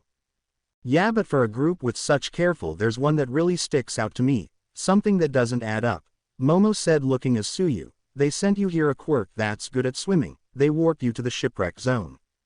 It kind of fell together on you, didn't it? Suyu asked her. Yeah, a little bit, Momo said with a small smile while rubbing the back of her head sheepishly. Why does it matter that Shesha here? Mineta shouted at them. It means that the villains probably have no idea what our quirks are, Momo said, shocking them both as Suyu blinked in surprise. You got a point, Kiro, Suyu said as she looked at the villains below them. If they knew I had a frog quirk, they would have sent me to the fire zone over there, isn't it, of somewhere full of water. They probably separated us because they didn't know what we could do and planned to overpower us once we're in a smaller groups. Easier to pick us off one by one, Momo said, her mind already creating a plan. But we can use that to our advantage. They didn't know what our quirks are, so for all they know the three of us could be super powerful, Momo said as she pointed to the villains in the water who were just staying there not doing anything. Look, none of them are trying to climb into the boat. They're a little unsure about what our quirks are, but that means they're not going to attack and underestimate us either, for now, Momo said, pointing at one of the villains. Okay, let's talk about quirks, Kiro, Suyu said, gaining their attention. I'll go first if you want. Obviously I can jump really high and climb pretty much any wall, and of course my tongue, which I can stick out about 20 meters, Suyu said, and they gained a gross out look, and I can spit out my stomach so I can clean it. That's not really useful. Finally, I can secrete a toxic mucus. It just stings a bit. We could probably only use my jumping and my tongue here. Forget about the last things, she said as Momo's eyes widened in amazement. Wow, I thought you were powerful, but that's amazing. I have my super strength, but it comes at a price, Momo said as she held up her fist. Once I use it at full power, I'm pretty much out of commission. It's a double-edged sword. I can control the percentage, but my limit is just about 10%, and of course my creation quirk that I can create anything that I want as long as I know the chemical structure of what I'm making, and my creation is powered by the energy of my super strength quirk, Momo said as she created a sword, showing them her creation quirk. Mineta popped off his balls on his head and turned to them. I've got these sticky balls, Mineta said as he stick the ball on the wall. Their strength varies depending on how I'm feeling. They might stick to something in a whole day. The grow pack as fast as I can pull them off, but I'll bleed if I use too many. Oh, and they don't stick to me. I just bounce right off them, Mineta said as suddenly a hand made out of eater slammed into the boat, rocking it in the process as the students struggled to stay on the boat, holding into the railings as the villains were starting to get impatient. Let's get this show on the road, the villain said. Finally, another one said. The ship's sinking, we need a plan now. Suyu said as she held on to the wall with her quirk as Mineta suddenly ran forward as he threw his sticky balls at the villains with tears in his eyes as the villains avoided the purple balls on the water. Wait, they're afraid to touch them, Momo thought with her eyes widen in shock as she noticed this, her mind already racking in for a plan as the villains watch as the boat was slowly sinking into the water. The boat will fully submerge within less than a minute, and once they're in the water they don't stand a chance against us, the villain said as evil smirk crossed his face as Mineta suddenly started to panic once again as he started to back away as he hit his back on the wall. We're dead, we're fish food, Mineta yelled with tears on his eyes. So Mineta, are you really sure that hero thing is right for you? Suyu asked him as she watched start to panic. Are saying that I shouldn't be scared right now. We just got out of the general eye a little while ago. I didn't think I'd be facing death a few days after starting UA. Mineta said as he was now crying tears. An enemy certain of their victory is bound to make a mistake, Momo said as she finally came up with a plan. Now's our chance, we can beat them, Momo said as she clenched her fist tightly. He poor them, bet they're crying for their mommy right now, a villain said as he laughed. Hey, now don't forget Shigaraki told us to keep our guards up, we can't judge them by how old they are but by their quirks, they could do anything, the villain scolds him. Momo suddenly jumped off the boat as she used 10% of one for all on her fingers. I have to go beyond my limit, 20% will do, take this Delaware smash. She said as she flicked her finger with one for all as she large whirlpool on the water sucking the villains in it. You ready, Mineta? Suyu said as she had Mineta in her arms ready to jump. Mineta now. Momo called out to them as Suyu jumped up with Mineta in her arms as Suyu extended her tongue and wrapped it around Momo's waist, pulling her towards them. Mineta suddenly started throwing his sticky balls on the villains, making them stuck in place as blood was leaking from his head profusely. If a strong force is applied to water surface, the water will be pushed away, and some rushing right back to the middle. Momo said as she panted in exhaustion as she watched the villains getting trapped in Mineta's sticky balls before they are sucked in a whirlpool. We rounded them all up. Not too shabby, your guys are amazing, both of you, Suyu said with a small smile on her face. In the landslide zone, the villains all stood there frozen from their neck down, preventing them from moving their bodies as the landslide zone was now covered in ice. Shit, who the hell is this guy? The villains yelled as he was shivering due to the cold ice that gulfed his body. I don't know, but this is sea cold. Another one said as Todoroki went towards them with a murderous aura surrounding him. Who the hell are you? What are you up to? Todoroki said coldly as he stared at them with icy cold glare as the villains gulp in fear. No response. I'll ask you again. What are you up to? He said while grabbing the villain by his collar. Okay, I'll tell you. Just don't hurt me, the villain said in fear. That guy's name is Tamura Shigaraki. He wants to destroy All Might and Superman. The villain said as he began to shake in fear and from the cold. Well, you made it through the party after all, and just in time too. You ready for round 2? Manchester Black said with a smirk as Stars and Stripes just gritted her teeth in anger. You may have beaten me last time, but that was because I was unprepared, but this time I am. And I brought some help to deal with you and your goons, Stars and Stripes said as Superman waked up next to her, causing Manchester Black's and his goons' eyes to widen in shock. Manchester Black, you are under arrest for the murder of multiple villains. Stand down and surrender now and be judged for your crimes, and this will end quickly, Superman said in a warning tone. Well, I'll be, if it isn't the Man of Steel himself, Japan's number 2 hero, Manchester Black with a small smile on his face. You know, I'm a big fan of you and All Might. I always wanted to be a hero like you. Then why are you doing this? If you wanted to be a hero, why do you kill people? Superman asked, trying to reason with him. Because the heroes failed me, they failed this society. And I'm not killing people, Superman. I'm killing scums, villains, criminals, people who don't deserve to live after everything that they have done. Manchester said as he yelled at him in anger. You know about this one? He said, pointing to the tied-up man who looked like a shady mobster. He's a mobster. He used his influence to sell drugs to unsuspecting kids and teenagers and ruined their lives in the process, and those who oppose his rules, well, let's just say that they go on to swimming with the fishes, Manchester said with disgust in his voice at the ties up man. And this one right here, he said pointing at the other man next to him.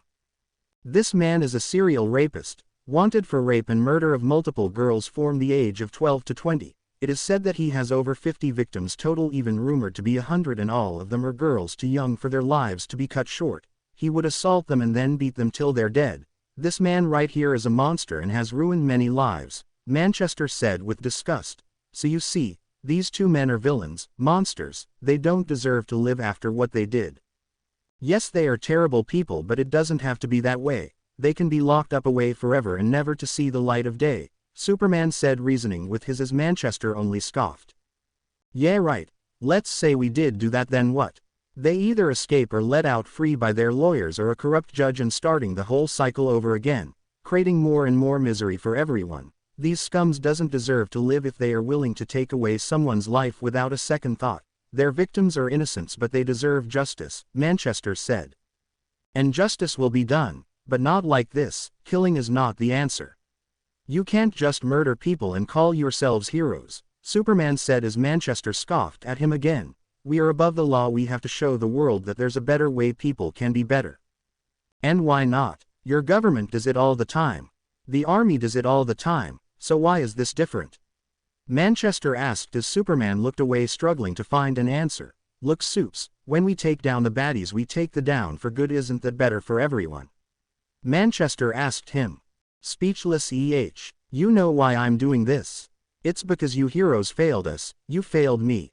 You failed to save my sisters when she was killed by a villain, and you heroes let the murderer walk away scot-free. That's why I'm doing this. So that there's no one else will go through the same thing that I did.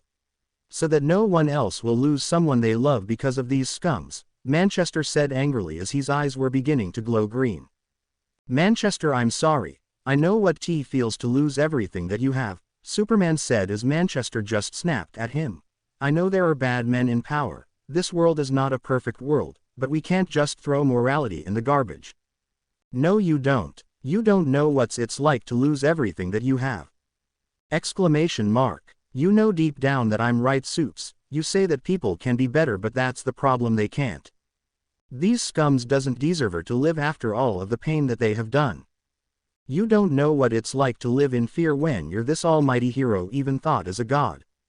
Be normal folks. We constantly live in fear by these scums, but we normal folk do. We understand all too well what it's like to live every waking moment in your life in fear because of these villains. This world is overflowing with sick puppies, original sin in 36 flavors, and it's time to rid this world free of scum.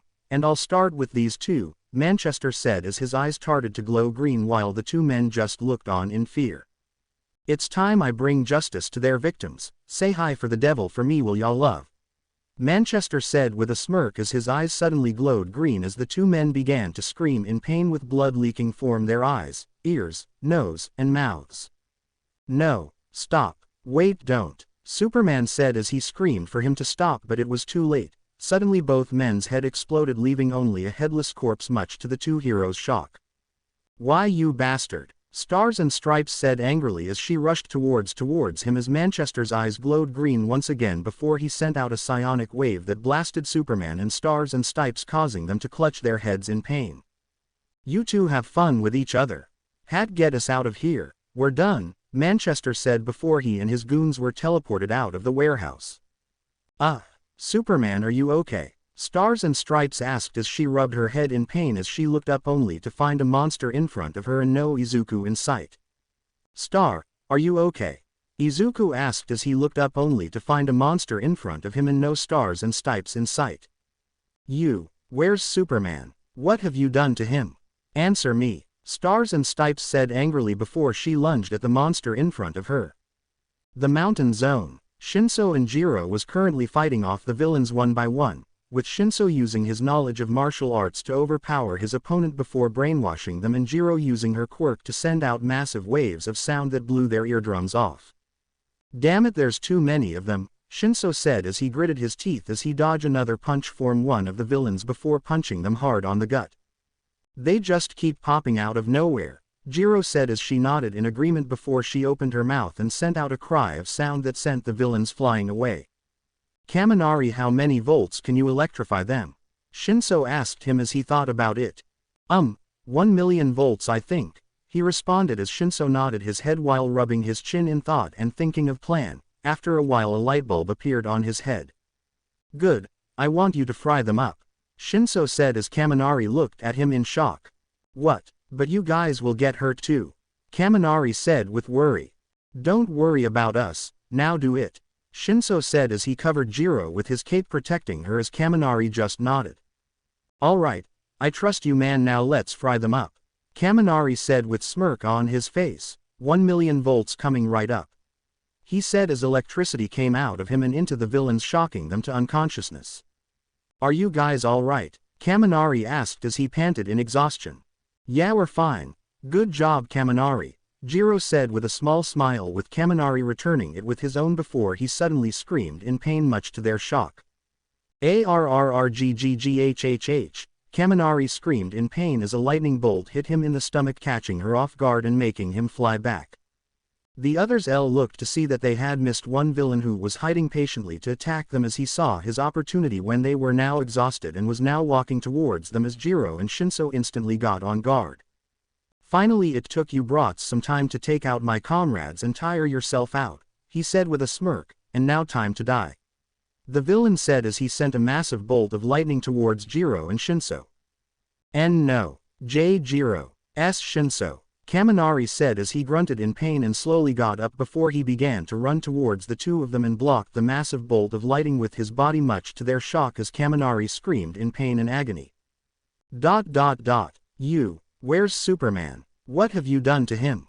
Answer me, Stars and Stipes said angrily before she lunged at the monster in front of her and punched it right in its cheeks. The monster howled in pain before it swung his arm forward, punching her in the face and making her flay back as she backflipped midair and regained her balance as the monster lunged towards her. Arg! Izuku screamed in pain as he was suddenly punched in the face hard by the monster, who lunged back at him and aimed a ick to his face that sent him hurtling towards the wall. Izuku slowly got up as the monster only roared as Izuku flew and grabbed it by its shoulders and punching it right in its jaw, making it howl in pain. Stars and Stripes grunted under the monster's grip before she was suddenly punched in the face, making her fly back before she saw a rope on the ground and swung it forward, tying it around the monster's neck. Izuku grunted in pain when the monster's tail was suddenly wrapped around his neck before he was flown up as he punched the monster right into its stomach.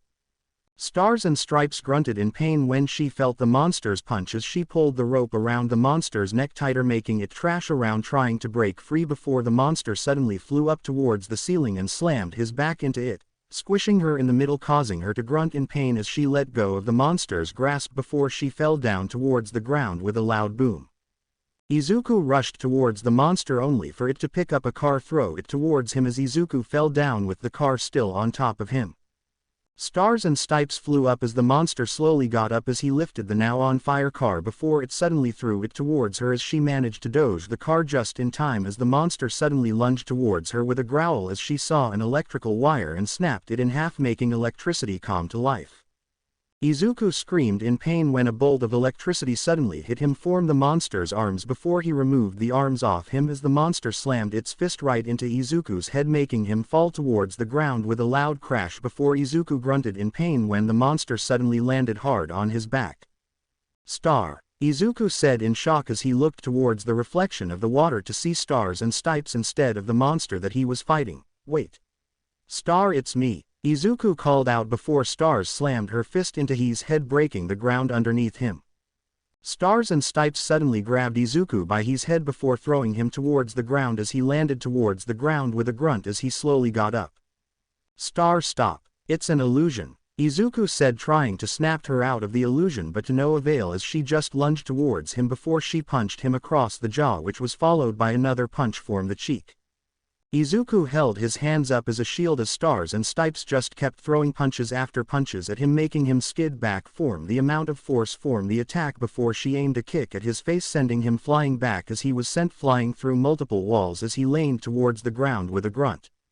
Stars and Stipes flew towards where Izuku was before she landed towards the ground and began to walk towards the monster with her fist clenched in anger. I won't ask you again, Stars and Stipes said as she grabbed Izuku by his neck. Where's Superman? she asked as the monster pointed at the mirror as she looked only for her eyes to widen in shock as she saw she was holding Izuku by his neck instead of the monster that she was fighting. I tried to tell you, Izuku said as Stars and Stripes gently laid him in the ground with a regretful look on her face. Izuku, I'm so sorry, Stars and Stripes said in an apologetic tone. Don't, it wasn't your fault, Izuku said as she struggled to get up. It was Manchester, he tricked us to fighting each other, Izuku said as Stars and Stripes looked around only to find their target nowhere in sight. And looks like he got away too, damn it, Stars and Stripes said with a sigh as she called her sidekicks to come pick them up. Ruin Zone. Explosion can be heard inside a building as Bakugo and Kirishima were fighting the villains off. Say goodbye, Bakugo yelled as he exploded another villain away, crashing them into the wall. Kirishima blocked a sword strike from a villain who had a sword in his hands as Kirishima karate chopped him in the neck, knocking him out. Think that's the last of these guys, what a bunch of weaklings, Bakugo said as Kirishima turned towards him. Alright, let's hurry up and find the rest of our classmates. If we're still in the USJ then everyone else is probably too, and all of them have the offensive skills we do, Kirishima said as he held up his fist. We gotta make sure that they're safe, especially since we screwed things up when we got in the way earlier, Kirishima said as Bakugo turned towards him. If 13 had been able to suck up that villain then we never would have been separated like that. We have to make it up to the others, Kirishima said as he looked at Bakugo. If you want to track everyone down then go ahead and have fun, but I'm gonna destroy that stupid extra, Bakugo said with a scowl on his face. Hurt that guy, come on, don't be an idiot man, Kirishima said as Bakugo turned to him furiously. Shut up, I'm gonna take him down cause he's their way in and out. Bakugo yelled as unknowingly a camouflage villain was trying to sneak up to them, seeing an opportunity when they're arguing with each other. If I cut off their escape route they'll be stuck here and have to pay for what they've done. We'll just have to figure it out. I hope you've had your fun chit-chatting, too bad you let your guard down, the villain thought with a smirk as he tried to sneak up to the, preparing his blade only for Bakugo to grab him by his face and exploded him. Anyway, Bakugo said as he calmed down before lifting up the unconscious head of the chameleon-like villain, if all these villains are small fires like these guys worth, then our classmates can handle them. That reaction time was insane, Kirishima said in awe. Also, since when did you act so calm and rational? Usually you're all like, die. Die. Die. Kirishima said as he imagined an image of Bakugo yelling at them with his furious look in his head. I'm always calm and rational, you red-haired loser, Bakugo furiously yelled at him. Hey, yeah, there you are, Kirishima said as Bakugo turned to his usual self. Bakugo scoffed before turning away. Go find the others if you want to, he said as he started to walk away. Wait, hold up, Kirishima said, stopping Bakugo from walking out. I think you're really saying that you believe in our classmates, Kirishima said as he hardened his fist and clashing them with each other, creating sparks in the process, and that's thinking like a man, Bakugo. Yeah, whatever, Bakugo said with a scoff. Now let's go, before, as he was cut off when a massive fireball was suddenly launched through his gut, sending him flying. What the? Kirishima said in shock as he looked in front of him to see more villains surrounding them. Give up, you brats, it's over, the villains said as they surrounded the two of them. Damn it, they just kept coming in like damn cockroaches, Bakugo said with a growl as she slowly got up from the ground. Give up, I will never give up. A hero never gives up even at the face of danger. One, because that's what a hero does. To face fear head on and win. So bring it, Kirishima said as he hardened his fist, getting ready to fight. Meanwhile in space, a glowing green orb was currently zooming through space, sensing its potential new wielder until it arrived at a planet called Earth. Well, if you insist, the villains said with a smirk as they slowly made their way towards Kirishima, who got into a fighting stance before a glowing green orb suddenly zoomed past the villains and stopped in front of Kirishima, much to their shock. Eijiro Kirishima, you have the ability to overcome great fear. Welcome to the Green Lantern Corps, the glowing ring said as Kirishima looked at it in awe with the light of the ring illuminating him. In the USJ entrance, the rest of the class that weren't teleported was desperately trying to contact their missing comrades as Shoji had his quirk activated, looking for any signal of their friends. Shoji, you got anything? Where is everyone? Iida asked as he looked at the duply armed quirk user for some answers. They've been scattered across the facility, but our classmates are still here, he said as the others sighed in relief.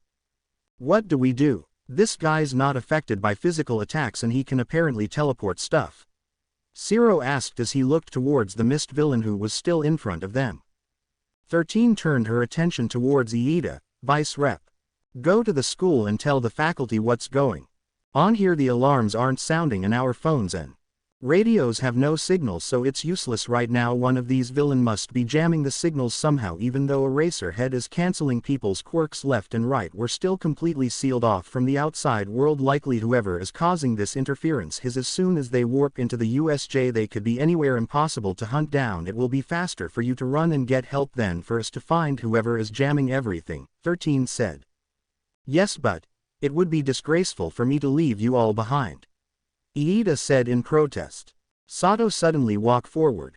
No emergency exit, there are a lot of alarms outside, that's why they're keeping all of us trapped inside the USJ, right, he said as he took a fighting stance, Zero following behind him. As long as you can get outside there they won't follow. Blow this stupid mist away with those quirks of yours, Zero said as he readied his elbows. Use your quirk to save others, be a real hero, 13 said as Shoji walked forward. Don't worry Vice Representative, we'll help you, Shoji said as he stood in front with Zero and Sato. You need to do it Vice Representative, it's the only way. Iida suddenly narrowed his eyes as he took a running pose, aiming at the gate behind the mist villain, his quirk activated. Even if this is your only option, are you really foolish enough to strategize in front of your enemy? The mist villain said as he shot dark purple tendrils towards them. It won't matter if you know what we're planning or not, 13 said as she activated her quirk, sucking up he mist around them. I am done standing around, black hole. A quirk that sucks up matter and turns it into dust, such an outstanding power. However, you're a rescue hero, 13, skilled at saving people from disasters. Consequently, that means that you have little fighting experience or battlefield awareness, the mist villain said as a portal opened up behind 13, making her use her own quirk against herself as the students watch in horror as her quirk destroyed the back of her hero costume. How unfortunate that you've turned yourself into dust, the villain said as the student watched helplessly as their teacher was slowly being killed by her own quirk. I'm sorry he got me, 13 said weakly as she started to fall down to the ground. The back of her hero costume was completely destroyed. 13. Mina yelled as the other looked at their teacher worriedly. Iida, you need to get out of here, Sato yelled at him, snapping him from his shock. Go now. Iida gritted his teeth as his quirk began to activate as he ran as fast as he can.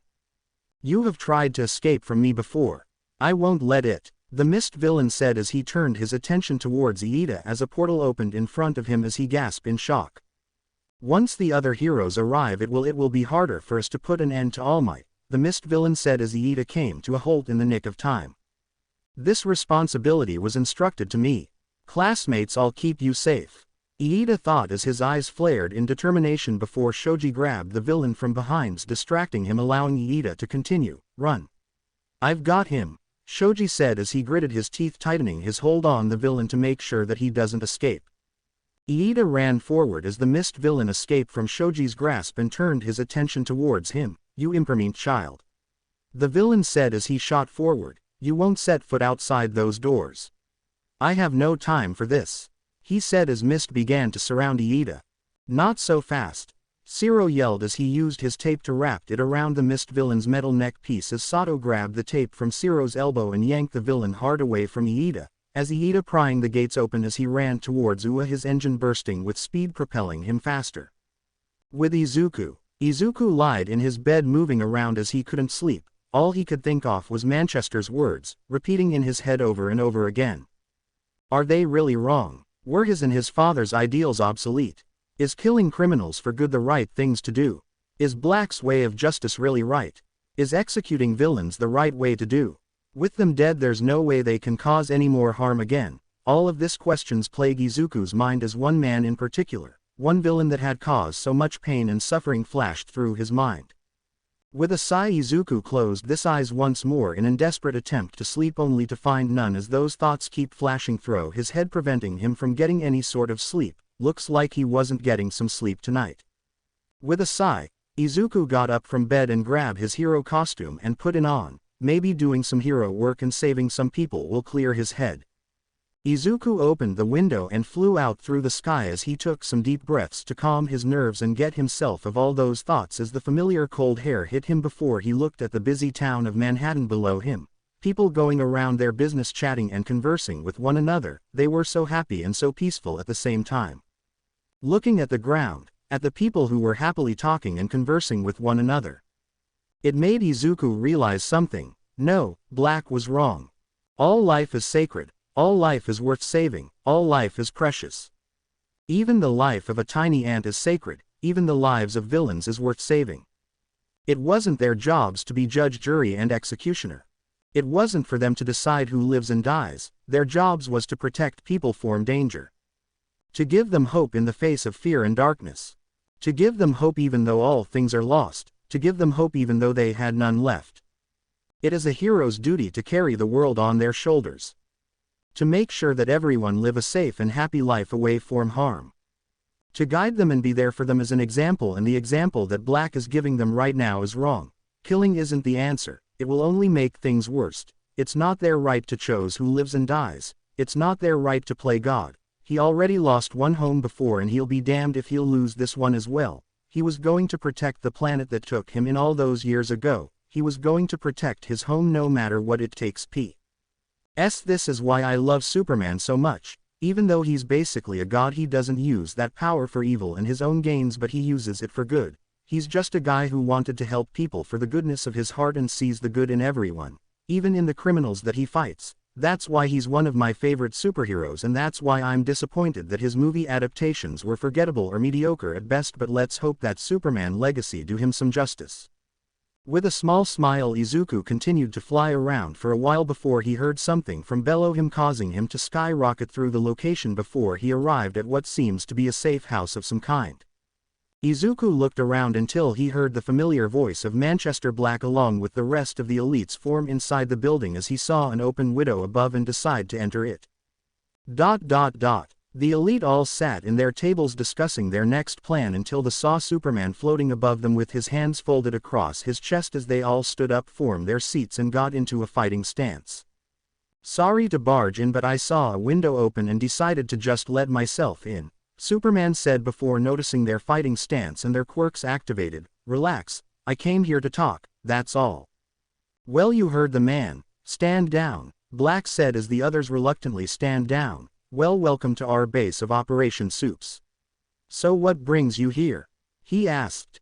Like I told you before, I came here to talk, Superman said as Black only age out a sigh. Alright, if a talk you want then a talk you'll get, follow me, Manchester said as he sued his quirk to make himself float above with Izuku shortly following behind him. So how about a tour? It's his less bring if our half in the bag. Oh, and sorry about the mess. Didn't get the time to clean everything since you know. You barge right in here uninvited, Black said as he floated away with Izuku floating right behind him. So what do you want to talk about, Soups? Finally switching sides, I presume? Black asked him as Izuku shook his head. No, I came here to convince you to stop. What you're doing is wrong and you need to stop, Superman said as Black just shook his head in disappointment. This again? Oh bloody hell, how thick is that skull of yours? Wait, steel obviously, Black said, chuckling a bit at his own joke. Sorry Soups, but no can do, I'm doing what's best for this world. Killing criminals isn't what's best for this world. Heroes are supposed to be beacons of hope and delight for the civilians, to make sure that they are safe. We are not executioners, we don't have the right to take someone else's lives away, Superman said, trying to convince him to change his ways. And what about them? Do they have the right to take away someone's lives? To ruin the lives of others for their own amusement? How about my sister? Does her life mean nothing? Black asked him angrily. I'm sorry for your loss, but killing these villains won't do you any better. Is this what your sister would have wanted? Superman asked him, trying to reason with him. She would have wanted me to change this world, and that's exactly what I'm doing, Black said. Yes, but not like this. There has to be another way. If you're killing criminals so easy, what makes you different from them? Superman said as Black's eyes began to glow green in anger. Don't you dare lump me up with those scum, Black said as his eyes began to glow green before he calmed down. You wanna know the difference between me and those criminals? They ruin people's lives for their own amusement. They kill people for fun. I kill villains to change this world for the better. That's the difference between me and them. Yes, but there is more than one way to changing this world, and killing these villains isn't one of them, Superman said, trying to reason with him once again. We have to be an example for the civilians, so that they can look up to us and call upon us in the face of danger, and killing these criminals is setting the wrong example for them. You just can't murder people and call yourselves heroes. Why? Your government does it all the time, Black said as Izuku faltered in his tracks for a bit. Look, Soups, when we take down the baddies they stay down. Isn't that better for everyone? He asked him. Very life is sacred. All life is worth saving. Even the life of villains is sacred and worth saving, Superman said. A Black just rolled his eyes at his reasoning. We are not above the law. We have to show the world that there's a better way, that the people could be better. That's the problem, Soups. They can't, Black said. No offense, love, but you still too naive. You have no idea how the real world looks, Black said, turning around to face Superman. Unlike you, some of us didn't got blessed by a loving family or godlike quirks. Some of us had to grow up in the streets stealing in order to survive, unlike you who had been spoon-fed with a silver spoon your entire life, Black said before he turned on the TV. This world is overflowing with sick puppies, original sin in 36 flavor, Black said, pointing to the TV where it showed wars of heroes versus villains happening in different countries all around the world, with the civilians being caught in the crossfire. I'm not an idiot. I knew there are bad men in power. It's not a perfect world, but we just can't throw morality in the gutter, Superman said, trying to reason with him. You don't have a clue what it means to live in fear, do you? Black asked him rhetorically. No wonder no one can stop the unstoppable Man of Steel. Well, we do. Normal folks like me and everybody else do. We understand fear all too well, Black said before the TV screen, to see people supporting the elite's way and some even cosplaying as them, giving out interviews how great and beneficial killing villains are for the better tomorrow. So now we're wiping the earth free of scum and they love us for it, Black said just as the rest of the elite made their way towards him. I've heard enough. Had get him out of here, Black said as Had nodded, and with a snap of his finger, Izuku was suddenly teleported out of their base and into the sky before he can even say anything. What will we do now? Menagerie asked him. Simple. Stick to the plan, Manchester said, answering her question. Thing doesn't change anything. Tomorrow, Belle Reve along with the thousands of criminals in it will fall. Be ready, boys and girls, because tomorrow, it's time to go big or go home, Manchester, Black said with a smirk while looking at the monitor before turning it off. With Momo, Suyu and Mineta. Momo, Suyu and Mineta were currently walking towards the shore with the unconscious and trapped villains behind them, and Suyu dragging Mineta behind her. Hey, shouldn't we think about our next move? Suyu said as Momo nodded her head. Yeah, you're right, Momo said, nodding her head in agreement. We should make getting some help out top priority. If we follow the shore to the exit we can avoid the central plaza entirely, Momo said, pointing at the exit far away from them. Good idea. That way we don't run into the villains Aizawa-sensei and All Might are fighting in there, Suyu said while looking at a central plaza where a big fight was currently happening. Yeah, but can they handle them on their own? How long can he hold out against a big group like that? And there's All Might. He's almost at his time limit and it won't be far long before he depowers, and if they knew about his injury in his stomach then it's even worse. I hope you just get here in time, Izuku, Momo thought with a worried look on her face. If they don't get some backup then they're just gonna overexert himself and they'll end up defeated by those villains because they're trying to keep us safe, Momo said worriedly, shocking her two companions. What? No way. I mean, that's All Might we're talking about. He can take down those bad guys in his sleep, and beside, Aizawa-sensei will be there to help him. You're seriously not we go and help them? Are you trying to get us killed or something? Mineta asked with a scared look on his face as Momo shook her head. No, I'm not saying that we should jump into the middle of the battle, but maybe we can find a way to take a few of those guys out and lighten their load, Momo said with a determined look on her face. We had our real right and won, but that only gave us false hope. It made us think that our powers could actually beat our enemy, and now's our chance to prove ourselves as true heroes, Momo said, inspiring her two classmates. Then let's do it, Kiro. You have my trident with you, Suyu said as she took out a golden pole the size of a remote control before it quickly expanded to the size of a golden trident, much to the shock of her two classmates. Thank you, Momo said with a small smile after she had recovered from her shock before looking at the last member of her ragtag group who was crying tears non-stop. Alright, you guys are gonna get us killed, you know, Mineta said as he cried tears of fear while Momo just gave him a small smile. Alright, it's decided, Momo said with a serious look on her face, but we have to be careful and be covert about this, Momo said as the two other quickly nodded. Landslide zone. So the plan was to scatter us and kill us, Todoroki said with a scoff as a cold breeze of air escaped from his mouth. You were woefully unprepared. In fact, it looks to me as that you have no training. You haven't got the slightest idea on how to use your quirks, Todoroki said as he walked towards the villains who were all frozen in place. This power. He froze us the instant we warped here, a villain said as he began to shake in fear and the cold. He's no kid, he's a monster, another villain said as he shivered in fear and cold. So cold, another one said as his body shook due to the freezing temperatures. How did they plan to kill All Might and Superman? At first I thought that they gathered a force of elite criminals who can simply overpower the two of them. As ridiculous as that thought, Todoroki thought as the villains rushed towards him with a sword in his hand aiming to slice through his head, only for Todoroki to completely sidestep the sneak attack as he grabbed the sword and began to freeze it along with its wielder. But that can't possibly be their master plan.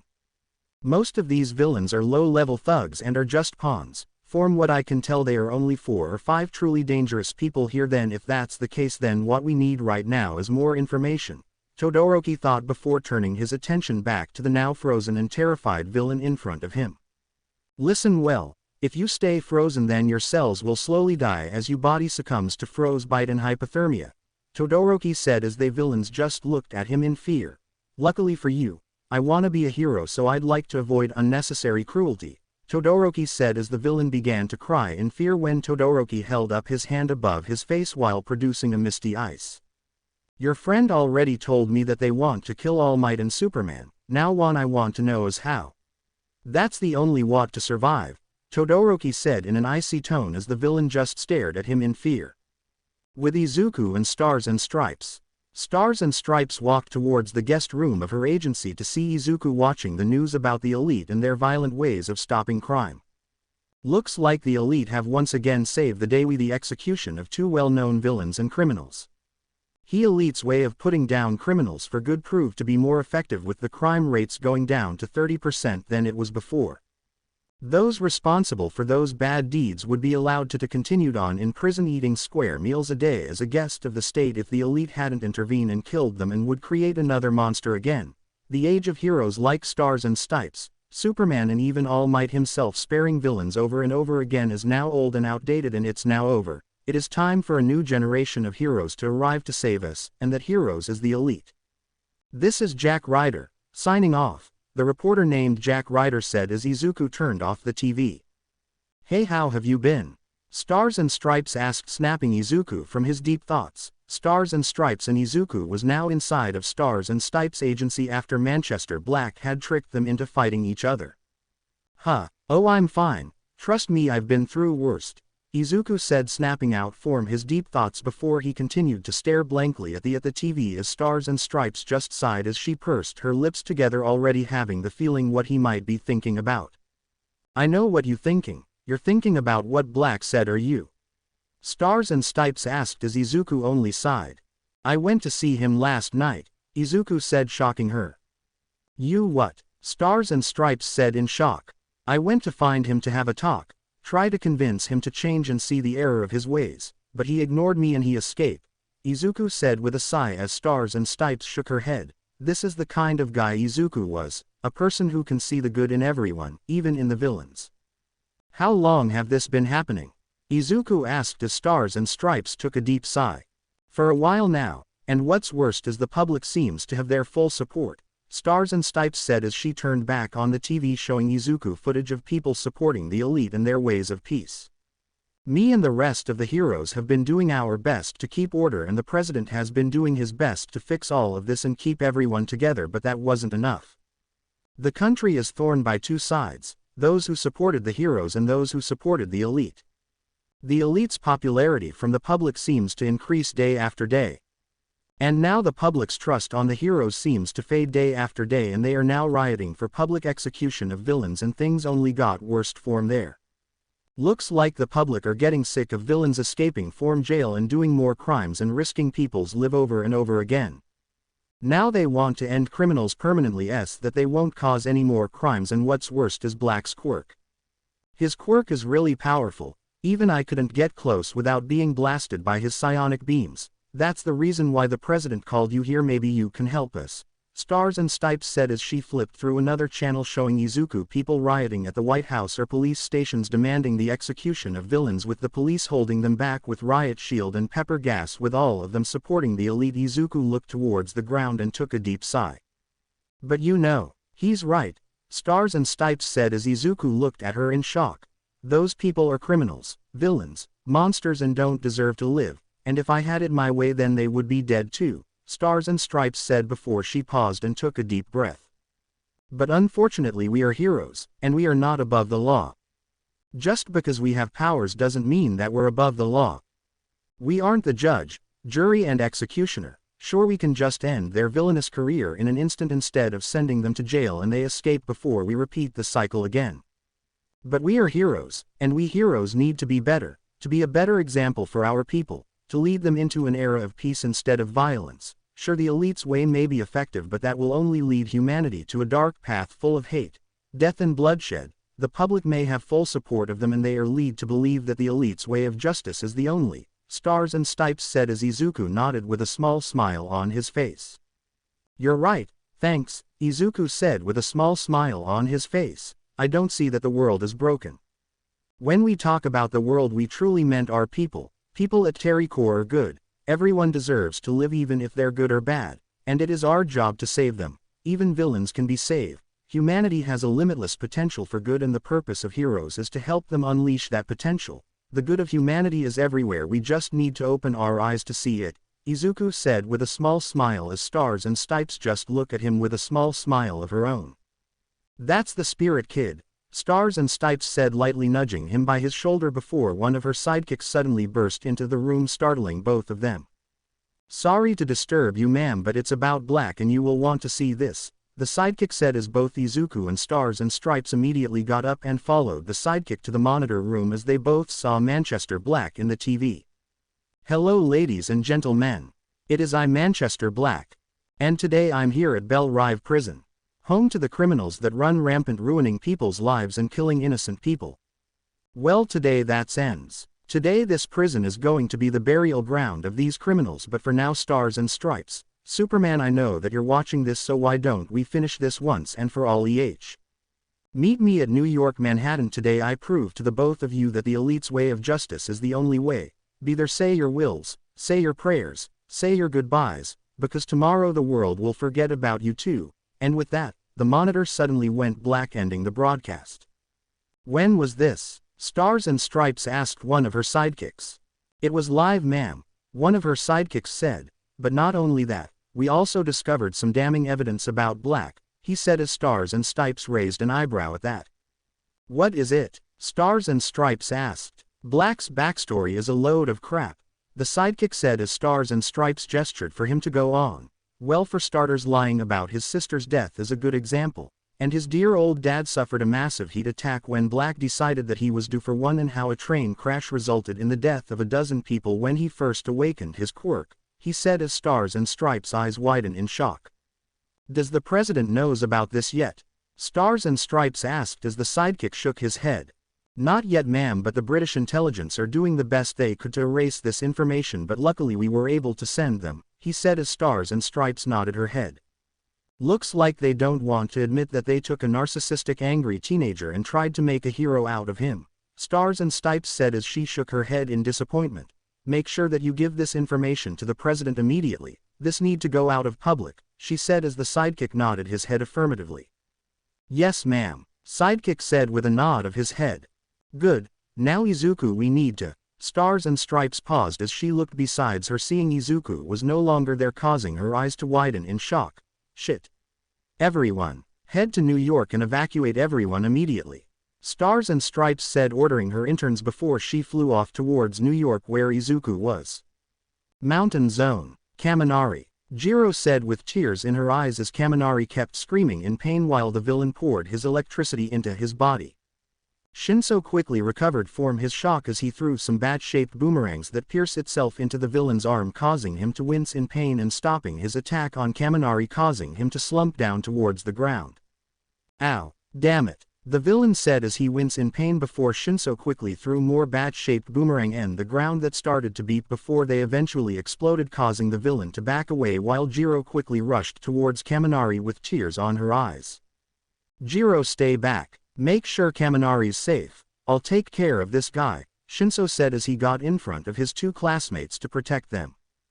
Jiro, Kaminari muttered silently while Jiro just continued to cry as she held him to her lap hoping that he was safe. I have to help, Kaminari said as he struggled to get up, but Jiro just pushed him back down. And no, you're way too hurt to even stand up, let alone fight, Jiro said to him worriedly. And no, I have to fight. I'm the only one who could beat him, Kaminari said as he stood up much to Jiro's protest from the ground with his body aching in pain. Please, I have a plan, Kaminari said as he pleaded with her as Jiro looked at him in the eyes and saw the desperation to help and be a hero as she reluctantly relented. Okay, Jiro said with a nod of her head and a worried look on her face. Thanks you, Kaminari said softly, that made her blush for a bit before she turned away to hide it. Arg, damn you brat, that hurt, the villain said as he took out the batarangs from his arms with a wince before he shot another wave of electricity towards Shinso, who easily dodged the attacks before he threw small balls on the villain's feet that had quickly exploded into smoke covering the whole area. Cough, where are you brat? The villain said as he coughed up some smoke before a hard fist suddenly landed on his face, causing him to spit up some blood. Why you? The villain said as he wiped the blood from his lips before he shot out another wave of electricity towards where he thought Shinso was, only for it to hit nothing but smoke before another fist through the gut landed on his stomach, causing him to gasp out in pain. Why, the villain said angrily before he was suddenly uppercut in the jaw, knocking some of his teeth out as Shinso jumped up and spun his body mid-air and spin kicked the villain in the face, causing him to fly back. That's enough, you brat, the villain said as he sent out a surge of electricity around him as Shinso managed to dodge in time as he threw tiny grenade towards the villain before he pushed the button on the detonator as it suddenly exploded, covering the villain in a thick adhesive that slowly hardened around him, preventing him to move. The glue grenade is only a prototype and that won't hold him off for long, Shinso said looking back at his two classmates. We need a plan to beat him, any of you got any ideas? Shinso asked as Kaminari nodded. Yeah, I do. I need you to use his full power against me, Kaminari said as Jiro and Shinso's eyes widened in shock. What? Jiro and Shinso said at the same time in shock. Are you insane? With that amount of electricity through your body, that would kill you, Shinso said in shock. Shinso's right, Kaminari. Your body barely handled that last surge of electricity. You have the next one could very well end you life, Jiro said worriedly as Kaminari just shook his head. I know it's risky, but I have a plan. I can just absorb the electricity that he has and make it my own. Just trust me, please, Kaminari pleaded with the two of them as Jiro and Shinso reluctantly agreed before they were interrupted by a surge of electricity as the villain had broken out of his makeshift prison by sending out a wave of electricity all around his body, breaking the hardened glue in the process. Try not to die, you idiot, you hear me? Or else I'll bring you back and kill you myself, Jiro threatened him as she wiped the small tears away from her eyes as Kaminari just gave her a small smile. Alright, but you better not die, honest, understand? Shinso asked as Kaminari just gave him a smirk. Don't worry, I'll try not to, Kaminari said with a small smirk as Shinso just smirked back behind his mask as he and Jiro went to engage the villain once again. That's it, I've had enough of you brats, the villain said as he sent another wave of electricity towards the two of them as they separated, dodging the attacks just in time. Jiro suddenly opened her mouth as she let out her canary cry and sent a wave of sound as the villain clutched his now bleeding ears as he yelled in pain. Jiro quickly rushed towards the villain and used this opportunity to hit the villain in all of his pressure points using the martial arts training she got from her mother and godfather to close all of the pressure points that was in his stomach as the villain just screamed in pain. You damn brats, The villain said angrily as he grunted in pain, but before he can retaliate, Shinso suddenly jumped above Jiro with his cape spread wide, making him look like a bat before he took out a grappling ton from his utility belt and fired it around the villain, tying it around his hands and waist, preventing him from moving before Shinso landed a full kick towards the villain that broke his nose as he fell towards the ground in pain. "That's it. I've had enough," the villain said as he released another surge of electricity from his body that broke the ropes that was binding him before he stood up wobbly while spitting up some blood in his mouth and blood leaking from his broken and crooked nose. "It's time to die," the villain said as he released a massive wave of energy towards the two heroes in training. "Kaminari now," Shinso said as Kaminari quickly got in front and taking the full blast of lightning in his chest as he screamed in pain but held firm. "It's that all why you got? How weak," Kaminari said through gritted teeth as the villain just gritted his teeth in anger as she released more and more power into the blast as Kaminari screamed in pain. "I's still too weak. Give me all you got. Come on," Kaminari said, urging him on as the villain just smiled through his broken teeth. "You want my full power? Then have all of it," the villain yelled as he poured all of his power towards the attack as Kaminari just screamed in pain and agony as he felt the electricity coursing through his veins, slowly but surely changing him and his quirk. "He's getting hurt. We have to do something," Jiro said as she tried to move towards Kaminari, but Shinso held up his hands in front of her as she glared at him. "Don't, it's too dangerous to get near him right now, and besides, I know understood what his plan is, and quite frankly it's both the stupidest and smartest way we can win. It's a risk and it's a gamble," Shinso said as Jiro just looked at him in confusion. "Huh, what do you mean?" Jiro asked him in confusion. "Well, let's just say if he succeed in his plan then he'll be even more power than he already was," Shino said as Jiro just looked at him in shock before she quickly shook his head. "And if he doesn't?" Jiro asked him worriedly, already knowing what the answer will be. "Then he dies," Shinso said with a worried tone in his voice as Jiro just looked at Kaminari worriedly as a blinding light soon engulfed them and the whole zone, causing them to shield their eyes in order to not get blind.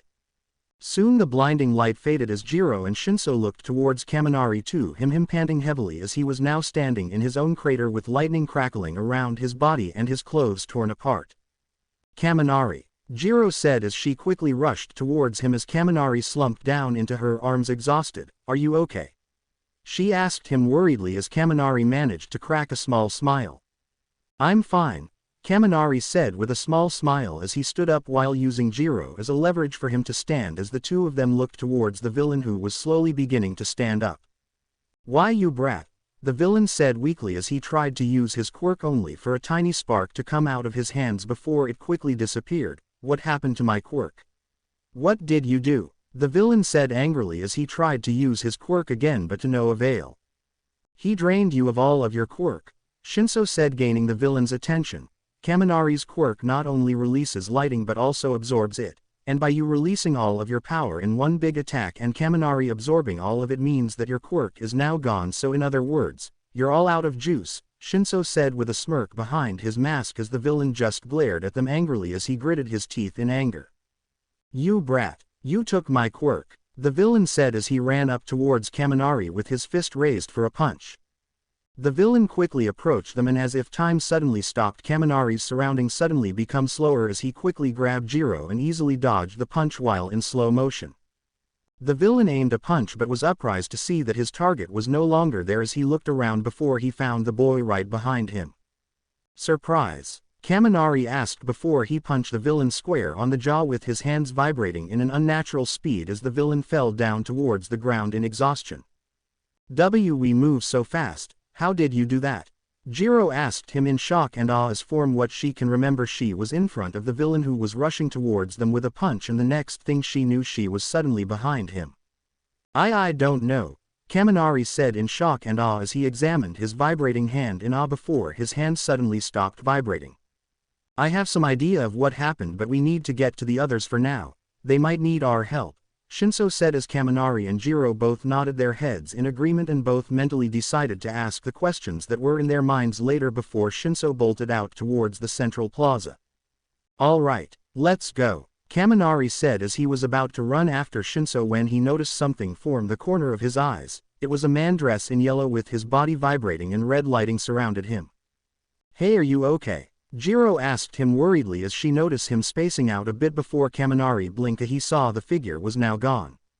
Huh. Oh yeah, I'm fine. I just thought I saw something, that's all. Come on, let's go, Kaminari said as he ran after Shinso, leaving Jiro to follow behind them towards the Central Plaza. New York, Manhattan. Manchester Black along with the rest of the elites were standing in the streets of Manhattan waiting with helicopters floating above them and a group of pedestrians on the edge of their seats watching the fight. The elite stood there for quite a while until they heard a swoosh behind them as they turned around to see Superman standing in front of them with a serious look on his face. "Ah, so you made it after all. Where's Stars and Stripes?"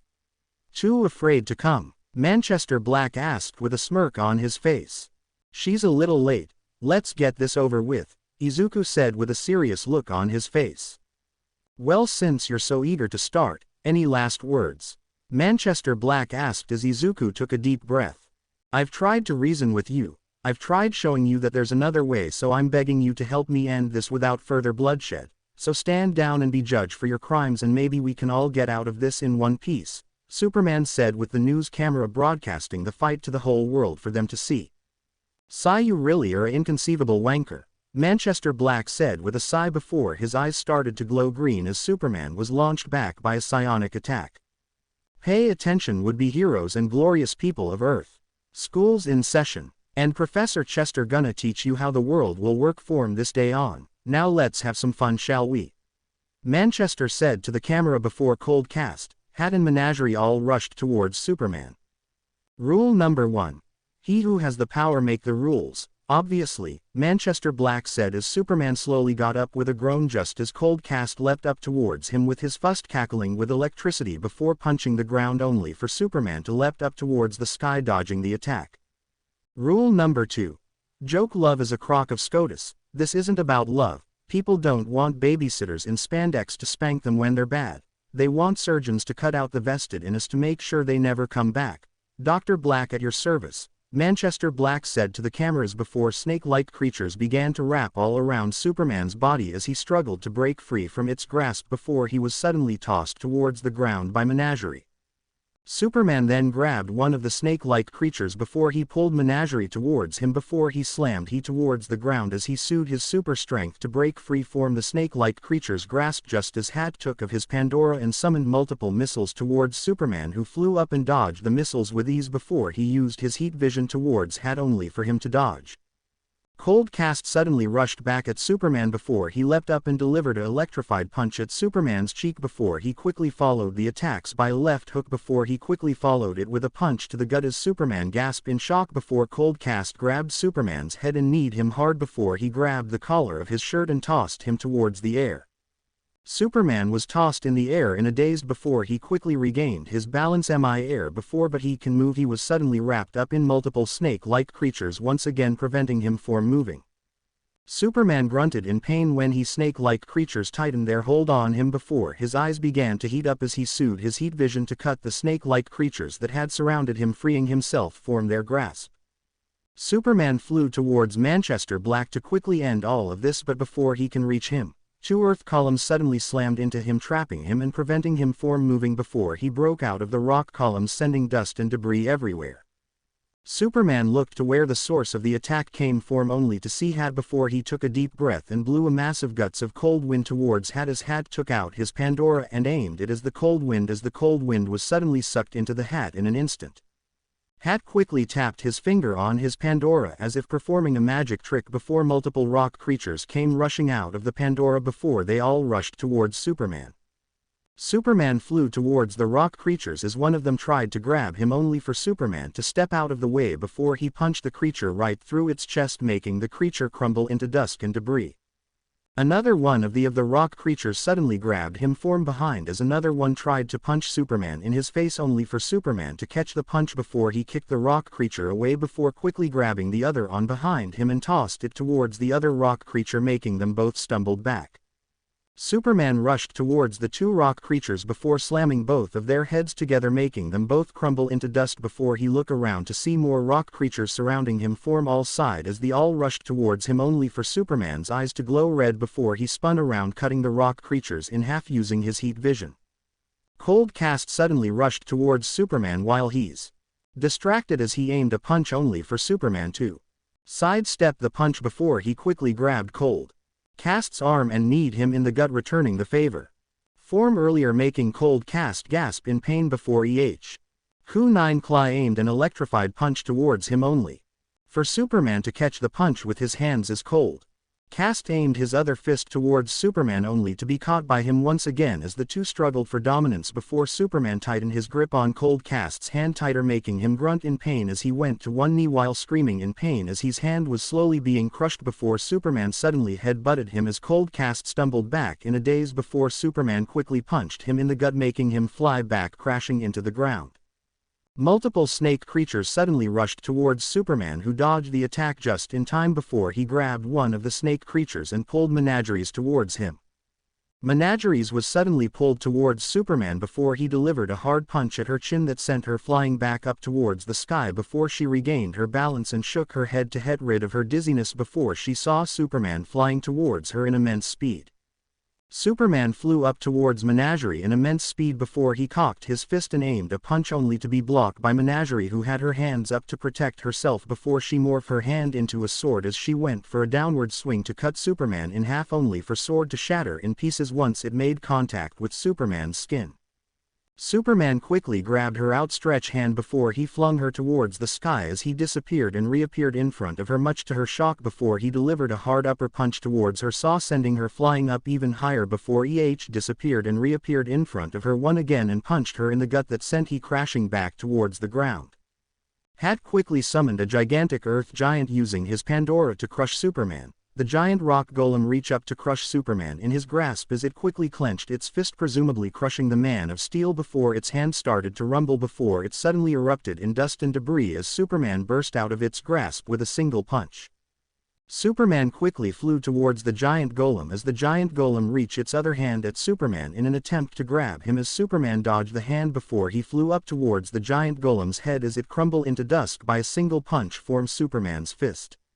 Superman flew straight towards Hat, who threw spells after spells towards him in an attempt to stop him as Superman dodged each and every single spell that Hat throws at him before Superman reached up and grabbed Hat by his face as Superman proceeded to drag him across the ground before throwing his body towards the air.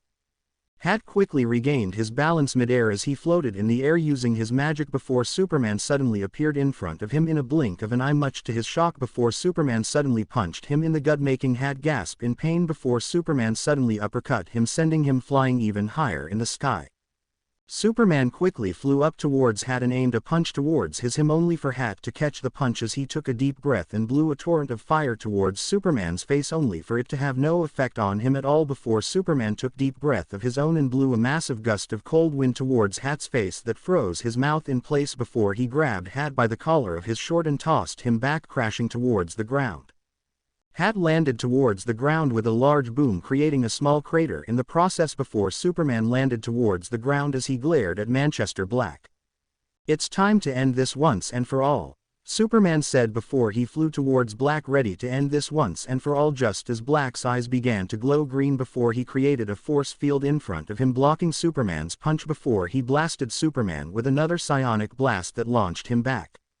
"It's no use, Supes. Unlike you, I know my opponent's weakness," Manchester Black said before he pulled out a small detonator, making Superman's eyes widen in realization.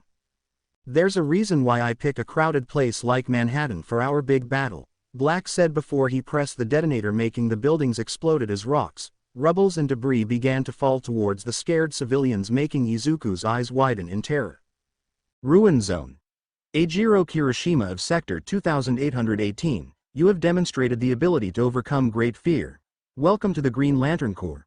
The glowing ring said as Kirishima looked at it in awe with the light of the ring illuminating him. Kirishima looked at the glowing ring in front of him in a daze before he slowly reached his hand out, and without warning the ring head suddenly settled itself in Kirishima's right hand before he and the area around them was engulfed in a blinding green light. Soon the blinding green light had faded as Kirishima now found himself in a green costume instead of his normal red on. The two dark red gear-shaped shoulder pads was now prelaced with glowing green. His belt, which has a red R set into its center, was now replaced with a green lantern pattern. He still has his baggy black pants, but his half cape with a ripped hem was now green instead of their normal red, and his dark red boots and multiple thick rings going around his calves was now replaced with glowing green boots with the wired guard that he wears around his face. Reaching from just above his hairline to below his jaw, an extra piece going over the bridge of his nose, and some spiked pieces around his mouth which resemble little fangs with the same lantern logo on his belt was now glowing in his chest with a glowing green aura around him. Look at my art on Kirishima as a green lantern for a better visual. What the hell was that? Bakugo asked, slowly recovering from his shock. I don't know, Kirishima said in a daze as he examined himself in his new attire and his new ring. Well, whatever it was. It won't help you, you brats. The villain who threw the same fireball at Bakugo said as he threw another massive wave for fireball towards Kirishima, causing his eyes to widen in shock. Kirishima instinctively thrust his right hand out where the ring as he closed his eyes awaiting for the fireball to make contact with his body, only to find nothing as he slowly opened his eyes to see that a glowing green wall of energy that was emanating from his ring had protected him from the fireball, much to his shock and awe. Whoa, Kirishima said in awe as he examined the green contract closer as the villains slowly recovered from their shock. TCH. That was a lucky save, kid. The villain said as he produces multiple fireballs from his hands and threw them towards Kirishima, who struggled to block the attacks with his shield made out of the green construct was now cracking slowly but surely from the amount of force being thrown towards him, causing him to skid back before the green shield made out of construct finally shattered, causing him to fly back. Get them! The villain said as all of them rushed at the two heroes. Bring it one, you bastards, now die, Bakugo said as he rushed towards the villains to fight them. Kirishima slowly got up from the ground while rubbing his bead in pain when he saw a muscular villain headed towards him and aimed a punch towards him as he instinctively thrusted his hand out and created another green shield made of his constructs. Rog. The villain said as he kept punching the green shield made out of construct over and over again, causing it to crack as Kirishima gritted his teeth trying to keep the shield from breaking before it eventually broke, sending him flying back once again. That hurt, Kirishima said as he shakily stood up. What's with this ring? And how did I do that? Kirishima asked himself, and as if the ring had heard him it suddenly spoke. Yuichiro Kirishima are now the new Green Lantern of Sector 2814. The ring suddenly spoke up as Kirishima looked at the ring on his finger in confusion. A what? Kirishima sked the ring in confusion as he dodged another punch from the villain. The Green Lanterns are protectors of the universe. A Green Lantern is a champion for their space sector. As a whole they are called the Green Lantern Corps. They are a military police force for the entire universe. It is your duty to safeguard Sector 2818, also known as Planet Earth. The ring explained as Kirishima nodded in understanding. Okay, still getting my head wrap around this whole Green Lantern thing, Kirishima said as he dodged another punch from the villain. Okay, so what are you? I mean, you're a ring obviously, but what is a Green Lantern? How did I did that thing I did earlier? How did I make them green shield? And what can you do exactly? Kirishima asked. I am Green Lantern Ring. It is also known as a power ring. I am a piece of jewelry that grants the wearer incredible and incomprehensible powers and abilities by harnessing willpower. They are considered by some to be the most powerful weapons in the known universe. The ring said as Kirishima looked at the ring in awe. And as for you other questions, being a Green Lantern grants you many abilities, including the abilities of flight, enhanced speed and strength and durability. It also grants you the ability to create constructs. When the Green Lanterns focus our willpower on the ring, you can use the ring to create constructs of any object you can imagine, but however, they do not work against anything of yellow. The ring explained to him once again as Kirishima just raised a single eyebrow at that. Anything of yellow? You're kidding, right? Kirishima said with his eyebrow raised, hoping that the ring was joking, before a smirk appeared on his face after hearing what the ring had said. So any object that I can imagine, huh? Well, when you put it that way, Kirishima said as he smirked and began to focus his willpower on the ring before a giant green boxing glove made out of green construct came out from the ring and punched the villain right in the face, sending him flying off before he crashed into the wall unconscious. Whoa. Now this is manly, Kirishima said with a smirk as he looked at his new ring in awe before he smirked at the remaining villains. Need help, Bakubro? Kirishima asked as he used his ring to block a sword form one foe the villains that was heading towards Bakugo. Shut up. I don't need your help, shitty hair. I was fine on my own when you were talking to that weird ring of yours, Bakugo said as he blasted another explosion towards the villains that launched them back. Yeah, this ring is really strange, but I think I'm getting the hang of it, Kirishima said with a smirk as he created another glowing green boxing glove and punched the villains away, knocking them all back towards the wall unconscious. And it has a good power to boot, and now to think of it, me being in green doesn't look that bad, what do you think? Kirishima asked him as he examined his new outfit once again. The hell I care about what you look like or that stupid ring of yours. I'll still beat your ass, Bakugo said as he blasted another villain with his explosions. The two of them continued to fight the villains together before more and more villains kept showing up as the two of them both panted in exhaustion. Damn. They just keep coming. They're like cockroaches, Kirishima said as he panted in exhaustion. Good. Come on, bring it, you fuckers, Bakugo yelled as he slightly panted in exhaustion, although he tried to hide it but to no avail. Manly determination, Bakubro. But we can't keep going like this. At this point we'll be too tired to even fight and help the others. We need to save up our stamina, Kirishima said as he panted, trying to catch his breath. How about you, ring? Any suggestions? Kirishima asked, asking his ring. Well, you could do a full-powered blast to incapacitate your enemies, the ring suggested as Kirishima nodded. Alright, cool. How do I do that? Kirishima asked the ring. Just clear out your head and focus on a full power blast that will incapacitate your enemies by reciting the oath. But be warned, if you do this then the ring's power will be drained at 50%, the ring suggested. We don't have a choice, there's too many of them, Kirishima said, making his final decision before something the ring aide caught him off guard. Wait, oath? What oath? Kirishima asked the ring in confusion. The oath will come to you, Ajiro, Kirishima, just clear out your head and focus within your heart, the ring said as true to its words as if the ring had magically downloaded the information to his brain. He knew what oath he was talking about. Bakubro. I need you to hold them off. I have a plan, Kirishima said as Bakugo just scoffed. Don't tell me what to do, shitty hair, Bakugo said as he kept fending off the villain with his quirk.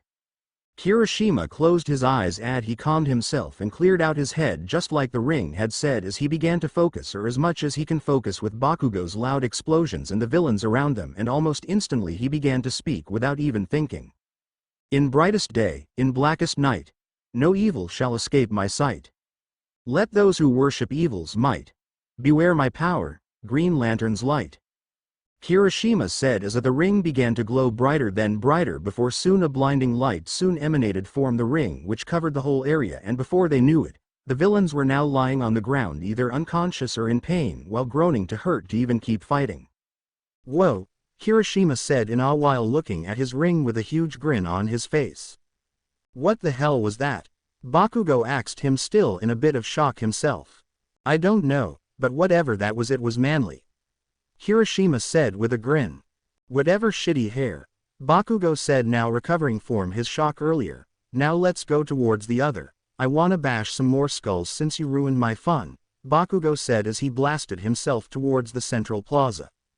Right behind ya, Bakubro, Kirishima said as he was about to follow him when the ring suddenly started to beep. Warning. Power ring level under 50%, the ring warned as Kirishima looked at the ring in confusion. A ring. What does that mean? Kirishima scared him in confusion. It mean that your ring is running low on power. I told you that it would drain the ring's power once you did an attack like that. It is wise to recharge it soon, he ring said as a small black hole suddenly appeared next to Kirishima as a battery in the shape of a lantern suddenly appeared in front of him as Kirishima picked it up with a confused look on his face. A ring. What's with the lamp? Kirishima asked his ring in confusion.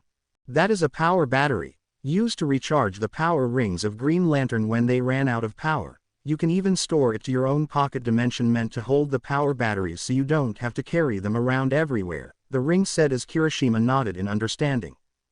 Cool, but I'll have to recharge it later. I still need to help my friends, so 50% will have to do for now, Kirishima said before he began to focus his ring as a small black hole appeared as Kirishima stored the battery into his pocket dimension. Now time to help the others, Kirishima said before he ran off towards the central plaza. With Aizawa and All Might. Aizawa throwing them in the air using his capture tape. Aizawa and All Might was currently fending off the small fry villains left and right with Aizawa taking them down in his fighting style of erasing their quirks and taking them down by his capture scarf and All Might taking them down left and right and knocking them unconscious. Left form right as Shigaraki was getting annoyed that his pawns were being thrown around like nothing as he Aizawa kick another villain away as he looked at the orange swirled masked man in front of him. Damn it, they just kept popping off out of nowhere. Superman was right. I am getting slow, All Might said with a dry chuckle as he quickly speed off and took down another batch of villains. We just have to hold them off until backup arrives, Aizawa said as he threw his scarf at a villain and pulled him forwards as he jumped up and spin kicked the villain in the face sending him flying. Okay, I've dealt with my group, Aizawa says, breathing heavily. Yeah, same here, All Might says as he too begins to breathe heavily as the two look at Shigaraki, attempting to assess the situation. We're not sure what his quirk is, and my eyes are starting to get irritated. So we're going to have to be careful, Aizawa says as he begins to apply eye drops to his eyes. As soon as my eyes are fully moisturized, we'll take him to Geth, Aizawa attempted to say to All Might. With all due respect, Aizawa, I'm taking him now, All Might says, as he jumps towards the villain in front of him. Now it's time for the final boss. All Might said before he rushed towards Shigaraki. All Might, wait, Aizawa shouts at the hero as All Might begins to descend from the air, readying his fist in an attempt to strike Shigaraki. Detruit SMAAASSHHH. All Might yells as he slams his fist into the villain, creating an immense shockwave of pressurized air and dust. The dust soon settles. It's revealed that All Might's punch hadn't made contact with Shigaraki, but rather with the large bird-like creature behind him. Oh All Might, so predictable, always relying on your fists instead of your brains. Shigaraki says, insulting the hero as All Might looks up as fear begins to cover his face. Aizawa suddenly rushed towards Shigaraki while All Might was preoccupied with the Nomu as Shigaraki also rushed towards him before he threw his scarf only for Shigaraki to catch the scarf in his hands before Aizawa elbowed Shigaraki right into his stomach making him gasp in pain. First it was 23 seconds, now 24 seconds. Then 20, then 17 inches Shigaraki said with a smirk behind his mask. It was hard to see when you were jumping around but I found your tell, it's your hair, Shigaraki said as Aizawa's eyes widen in shock behind his goggles. When it drops it means you stopped using your quirk, you're having to blink more often, don't push yourself too hard now, you might just fall apart, wouldn't that be a shame? Shigaraki asked as Aizawa grunted in pain once he saw his elbow was starting to decay. That annoying quirk of yours isn't suited for drawn-out fights against big groups, isn't it? Don't you think you're a little out of your element here, Eraserhead? You're much better at working stealthily, you're known for surprise attacks not fighting head-to-head, Shigaraki said with a smirk as Aizawa just grunted in pain. But despite knowing that you didn't hesitate to jump into the middle of this fight to put your students at ease, Shigaraki said as All Might rushed towards them. Get away from him, you villain, All Might said as he rushed towards Shigaraki as he aimed a punch only for Shigaraki to duck at the last moment, avoiding the attack as Aizawa kicked him away while grunting in pain. Aizawa, are you okay? All Might asked as Aizawa just nodded his head while clutching his decayed elbow in pain. Yeah, I'm fine, Aizawa said while clutching his decayed elbow in pain. He decayed my elbow with his quirk, I think he has some kind of decaying quirk. Stay back, I'll deal with him, All Might said as he glared at Shigaraki as the villains rushed towards them, but Aizawa fended them off despite his injured elbow. Look at you. You're still standing.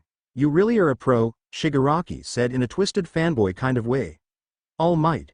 So nice of you to join the party. It's a shame that Superman wasn't here. I was really hoping that I could meet the symbol of hope, but oh well, I guess you'll have to do. Oh, by the way, you were wrong, Eraserhead. I am not the final boss, he is, Shigaraki said while pointing behind them as the two heroes turned around to see a muscular bird-like creature that they had seen earlier. You can just call him Nomu, Shigaraki says, introducing All Might to the strange and grotesque villain, as it proceeds to squeeze tight on the hero's fist. The strange bird-like creature only lunged forward to grab Aizawa only for All Might to suddenly get in front of the Nomu as he caught the hand just in time. Aizawa. You deal with the rest of the villains, I'll deal with this guy, All Might said through gritted teeth as Aizawa just nodded. Damn, this guy's strong. I can feel his strength and he's actually pushing me back. I didn't think that anyone can match me other than Izuku. All Might thought through gritted teeth as he felt himself being pushed back by the Nomu's insane strength. Rahhh. All Might let out a cry as he punched the Nomu in the chest only for the Nomu to not even flinch much to his shock.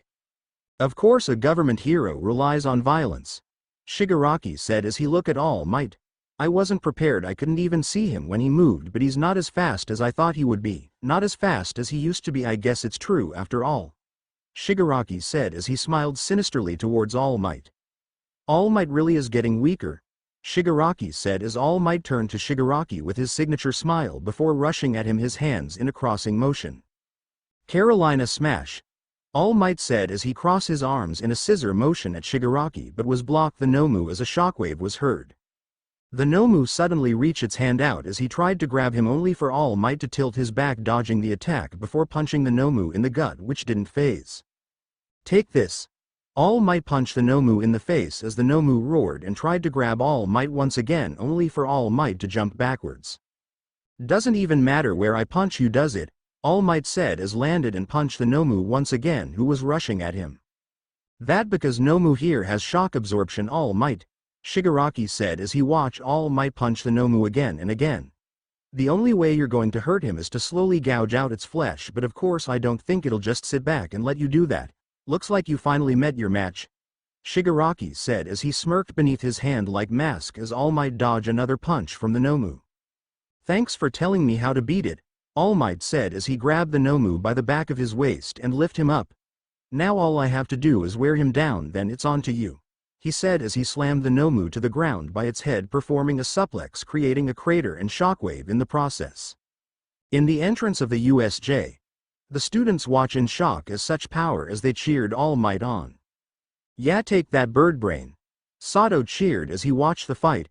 That's what you villains get for underestimating All Might. Yeah, kick his ass, All Might, Zero said as he cheered, followed by the others as they cheered All Might on. Guys, I'll try to look around to find our classmates, Shoji said as he ran off to look for the others as the rest of the class nodded. With All Might, Shigaraki put his arm around his face as a gust of wind flew everywhere, scattering the rest of the villains as Kurogiri suddenly appeared next to Shigaraki. Did you manage to kill 13? Shigaraki asked as he looked at Kurogiri. The rescue hero is out of commission, Kurogiri said, but there was one student that managed to escape my grasp and got outside of the facility. Kurogiri, you fool. If you weren't our warp gate, I'd tear apart every last atom in your body, Shigaraki said angrily as he began to scratch his neck profusely, making it bleed before stopping. There's no way we can win if dozens of pros show up to stop us. It's game over. Back to the title screen, and here I was looking forward to finally finish them off. Kurogiri, send the other Nomus to deal with Eraserhead, Shigaraki says to the misty purple villain. As you wish, Tamura Shigaraki, Kurogiri says, responding to the young villain. As suddenly, emerging out of Kurogiri, comes winged Nomu, who proceed to rush towards Aizawa, while a four-eyed Nomu also emerges and begins to rush All Might. With Superman. No, Superman shouted in horror as he saw a huge rubble slowly falling towards a scared mother and her children who screamed in terror before Izuku moved in a blinding speed and appeared besides the mother and her children as he held the rubble above him. The mother held her children close to her as they closed their eyes, waiting to the rubble to crush them to death, only to find no pain whatsoever as they slowly opened their eyes and to see hope. They opened their eyes to see Superman in front of them holding the giant rubble above him and preventing it from crushing them to death, as the mother and her children couldn't help but be in awe at the symbol of hope in front of them. Go. Get out of here, Superman ordered the mother as he held the rubble above him, as the mother snapped out of her thoughts and regained her senses back as she quickly took her children and ran away to safety. Superman threw the rubble aside when he saw the mother and her children were no safe before he was suddenly punched in the cheeks by Cold Cast, who had recovered from his previous injuries earlier before Superman was sent skidding back from his opponent's attack. Cold Cast rushed back at Superman and threw another electrified punch towards him only for Superman to sidestep the attack as threw a punch at Cold Cast's gut. However, Cold Cast was prepared this time as he created an electromagnetic field around him blocking the punch before he gave Superman an electrified punch in the face that sent him flying back. Superman slowly regained his balance as he placed his hand on Biff's jaw before Cold Cast rushed towards Superman once again as he threw punch after punch towards him as Superman held high arms up to shield himself from his opponent's attacks. Superman was about to throw a punch at Cold Cast when the same snake creature from Menagerie began to wrap around his arm, preventing him from moving before Cold Cast suddenly punched him across the cheek before he quickly followed the attack by an uppercut as Superman reached his other hand towards Cold Cast to grab him as multiple snake creatures began to wrap around his other arm before they began to wrap all around his body, preventing him from moving. Superman struggled to get out of the snake creature's grasp before Cold Cast began to punch him across the face and body over and over again before he gave Superman a hard punch in the gut, making him gasp in pain. "It's over, Supes. You've lost," Manchester Black said before he pulled out another detonator, making Superman's eyes widen in shock. "No, don't," Superman shouted for him to stop as he struggled to break free from his bonds only for the snake creatures to tighten their grip on him, preventing him from moving as Black pressed the detonator, causing Izuku's eyes to widen in horror. Black pressed the button on the detonator just as the buildings around them exploded as the civilians all ran in fear as multiple rock, rubble and debris started to fall above them as Izuku watched on in complete shock and horror. The civilians ran in fear as rubbles began to fall above them as Izuku watched on, completely helpless and horrified to do anything, but before the rubble can fall of the civilians it was suddenly punched away by a red, blue and yellow blur, making the rubble crumble to dust. "Have no fear. For backup has arrived," Stars and Stripes said, giving them All Might's signature smile with her sidekicks and other heroes behind her. "Don't worry, Supes. We'll deal with evacuating the civilians. You take care of these guys," Stars and Stripes said as Izuku nodded before she began to order her sidekick and other heroes to evacuate the civilians to safety. Superman nodded his head in understanding before his eyes started to heat up as he cut the snake-like creature with his heat vision, breaking free from their grasp just as he caught a punch from Cold Cast before he punched him across the jaw that sent him flying back. Menagerie suddenly morphed her hands into multiple snakes as she lunged them towards Superman, who used his head vision to cut the snakes' heads in half before he flew towards her in blinding speed and punched her right in her gut, making her gasp in pain before she morphed her hand into a giant hammer to crush Superman, only for Superman to catch the hammer with his fist before proceeding to grab her wrist and throw her towards the sky. Hat quickly took off Hid Pandora and summoned a bazooka before firing it at Superman, only for Hid to have no effect to him at all before Superman rushed towards him in a blink of an eye and used his freeze breath to freeze him from head to toe, preventing him from moving. Hat quickly took a deep breath and breathed out a massive gust of fire that melted the ice away from his body before he was suddenly grabbed in the face by Superman before he was tossed towards the air at great speeds. Superman quickly appeared in front of Hat in a blink of an eye, much to his shock, before he slammed both of his fists into his head, letting him fall back towards the ground with a loud crash. Superman landed towards the ground as he panted in exhaustion before Cold Cast leapt up and crashed into Superman, creating a small crater in the process before Cold Cast continued to wail on Superman's face, punching him over and over again until Superman punched him in the jaw, sending him away.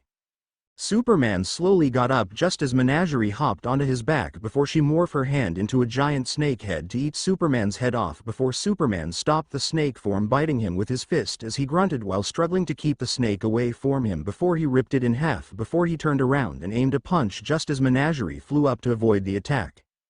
Hat leapt towards the ground and slammed both of his fists in the ground just as two rock columns came out for the ground and crushed Superman, only for him to creak out a second later before Superman flew towards Hat, who summoned multiple rock columns using his Pandora to stop Superman in his track, only for Superman to burst out of the multiple rock columns with ease.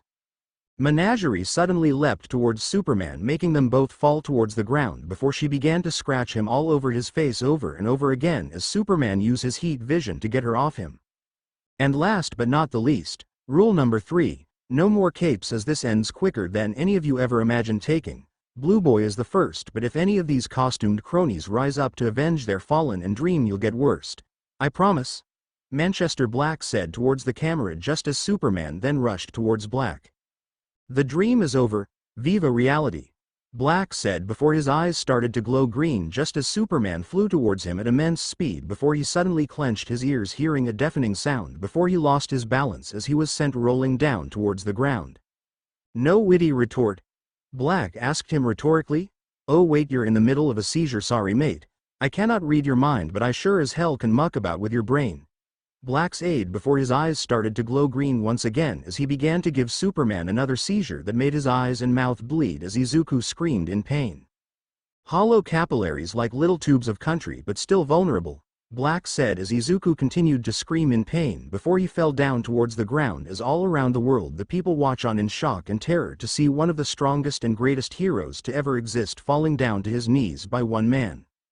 It's funny, isn't it? The life of truth, justice and the better tomorrow military capitalist way, and in the end you die in here wondering if your bowels will let go and tomorrow the world will go on like nothing happened. Dragged kicking and screaming to a better day. Black said as the rest of the elite landed besides him. Cold Cast suddenly stomped on Izuku's back just as Izuku looked up to see Cold Cast being covered with electricity all over his body before slamming his hands on Izuku's head and sending out a torrent of electricity towards him as Izuku screamed in pain. Superman. Stars and Stripes screamed as she rushed over to help him only to be stopped by a blinding light that covered the entirety of Manhattan before the smoke soon cleared away as everyone watched in shock and fear when they saw Superman was nothing but ashes and all that remains of him was his torn up cape. I don't believe it. The news reporter inside the helicopter said in shock and feet. Superman is dead. She said in shock as tears started to fall from her eyes seeing one of the greatest heroes to ever live was no more as all around the world watch on with shock and horror on their face. With All Might. All Might grunted in pain as the Nomu grabbed him by his weak spot thanks to Kurogiri using his quirk to intervene. Oh come on, what kind of cheap move was that?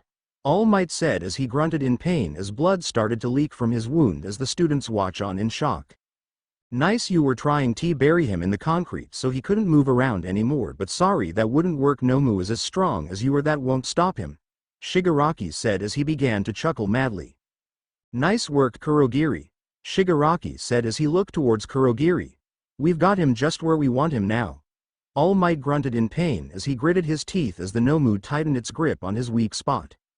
This monster found out about my weak spot, All Might thought as he let go of the Nomu's waist and trying to break free from its iron grip. Arg, gotta stop him despite his power. If this is your best, then you picked the wrong place to attack, you should just give up now, All Might said as he looked at the two villains as Shigaraki just smirked behind his mask. On the contrary, no, and since you ask so nicely, Kurogiri, Shigaraki instructed as Kurogiri nodded as another purple portal appeared and in stepped out two other creatures similar to the Nomu. We knew that it would be very hard for one Nomu to take down the symbol of peace and hope, so Master rook the liberty of creating two of them just in case, just to kill you both. Nomu, one of you help the other, and one of you deal with Eraser Head. Now attack. Shigaraki ordered as the two Nomus rushed towards All Might and Eraser Head respectively. What? More of them? Aizawa says, shocked at the development as the winged Nomu proceeds to grab Aizawa by his shoulders and lifts him into the air, with Aizawa unable to get a clear line of sight to use his quirk. Aizawa, All Might shouts as he tries to help his fellow teacher only to be stopped by the two other Nomus. Oh no you don't, Shigaraki says as Nomu begins to rush towards All Might, throwing a powerful punch at the hero, the latter only being able to block the attack. Wait master, me and my big mouth, I can't think of that for now, I have to break free. All Might thought as he summoned his strength to break free from the Nomu's grip only for one of the other Nomus to punch him in the gut making him gasp in pain. All Might quickly got up only for the Nomu to punch him in the face making blood leak from his mouth before there was punch in the gut by the other Nomu making him coughed up some more blood. All Might slowly got up before he caught a fist from the Nomu before he punched the Nomu with his other hand on its chin causing it to fly back before he was suddenly tackled to the ground by the other Nomu. The creature and All Might let out a battle cry as the two began to throw a flurry of punches at each other. The Nomu roared as it aimed a punch towards All Might only for All Might to catch the fist just in time as the Nomu aimed another punch by its fist only for All Might to catch the fist with his other as All Might grunted in pain feeling himself being overpowered by the Nomu before he quickly let go of the Nomu's right fist and cocked his aim and delivered a 50% smash towards the Nomu that launched it off him. All Might slowly got up from the ground while coughing up some blood only to be punched in the face by the other Nomu, causing him to fly back towards a wall. All Might slowly got up from the wall as he rubbed the blood of his mouth and nose as he saw the Nomu ushing towards him as All Might rushed towards the Nomu as both of their fists collided with each other, sending out a huge shockwave. All Might slowly cocked his fist back before he and the Nomu began to trade blows after blows and punch after punch, with neither of them relenting, although All Might stated to gain some sweat in his forehead as smoke slowly began to emit from his body. "Damn it, I can't keep this up of long, my time limit is almost up. I just have to stall them until Izuku or the rest of the heroes arrive." "Grr, but that's easier said than done. This guy's strong, and he's not even hurt by my attacks," All Might thought with a grunt before he was suddenly punched in the gut, causing him to spit up some more blood before he was suddenly backhanded, sending him flying. All Might sailed through the air after he was backhanded by the Nomu before he turned around and saw the other Nomu rushing towards him, causing his eyes to widen in shock, but before he can do anything the Nomu suddenly punched him in the face, launching him back towards the other Nomu. The Nomu quickly caught All Might after the other Nomu had launched him back before the Nomu gripped All Might hard by his head, causing him to scream out in pain before the Nomu slammed All Might's head in the ground over and over again. "Ha ha ha ha ha, how do you like them, All Might? Master made them especially to kill you and Superman!" Exclamation mark. "We call them Nomu. They were bioengineered to be stronger than you and Superman!" Exclamation mark. "They are specifically meant to kill the both of you," Shigaraki said as she began to cackle maniacally as All Might grunted in pain as he coughed up some more blood while trying to break free from the Nomu's iron grip before the Nomu slammed his head against the wall over and over again, while Momo, Mineta and Tsuyu watch on in shock and terror, seeing both All Might and Aizawa being defeated and completely helpless and powerless to do anything before they suddenly heard a scream of pain as All Might quickly looked towards the source of the sound to see Aizawa bloody and broken with the Nomu beating his head on the ground over and over again. "Well, looks like Eraserhead is having some fun. Now why don't you watch as I kill one of your colleague?" Shigaraki said with an evil smirk underneath his hand-like mask as he began to walk away from him and towards Aizawa and the Nomu. "No, stop," All Might said as he screamed for him to stop as he struggled to break free, only for the Nomu to slam its fist into his weak spot, causing him to yell out in pain. With Aizawa. Meanwhile, the other Nomu grabbed Aizawa by its talons as it flew towards the sky before Aizawa threw a throwing knife at the Nomu's face, making the Nomu wail in pain before it let go of Aizawa as he landed towards the ground. Quickly flew towards Aizawa and aimed a punch towards him, only for Aizawa to dodge the attack just in time before he threw his capture scarf towards the Nomu, only for the Nomu to catch it mid-air and pulling Aizawa towards it as the Nomu suddenly grabbed him by his legs and crushed it in its hands, causing Aizawa to scream in pain before the Nomu lifted him by his leg and slammed him towards the ground over and over again before the Nomu grabbed Aizawa by his head and slammed Aizawa's head towards the ground over and over again. Aizawa was currently laying on the ground. His goggles was on the ground broken as he was bleeding from his forehead with the Nomu sitting on his back as he was groaning in pain. "What do you think, Eraserhead?" Shigaraki said as his eyes widened in amusement as he walked away from All Might, who was still struggling to break free, and towards Aizawa. "He's the bioengineered anti-symbol of peace, but you can call him Nomu," he said as the Nomu roared, showing its sharp teeth. "Arrrrghhhhh. Aizawa yelled in pain as the Nomu broke his right arm with a sickening crunch.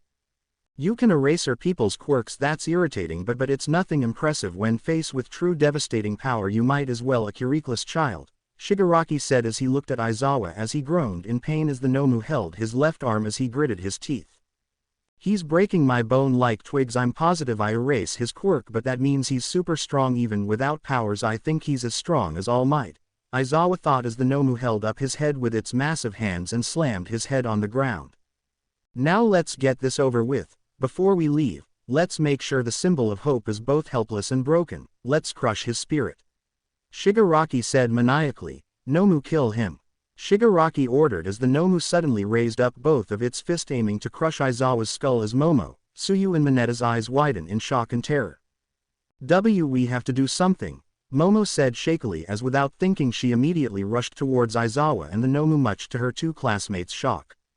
"Is she crazy? She's gonna get herself killed," Mineta cried out in fear and terror.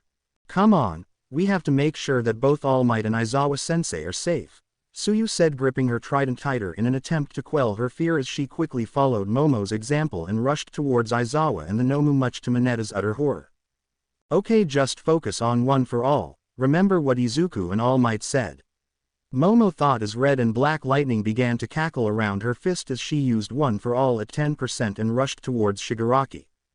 Smash! Momo said as she punched the air, releasing a massive gust of wind that blew everyone back before it suddenly stopped as Momo panted in exhaustion before she looked up as her eyes widened in shock as she saw the bird creature that was gonna kill Aizawa in front of he instead of Shigaraki.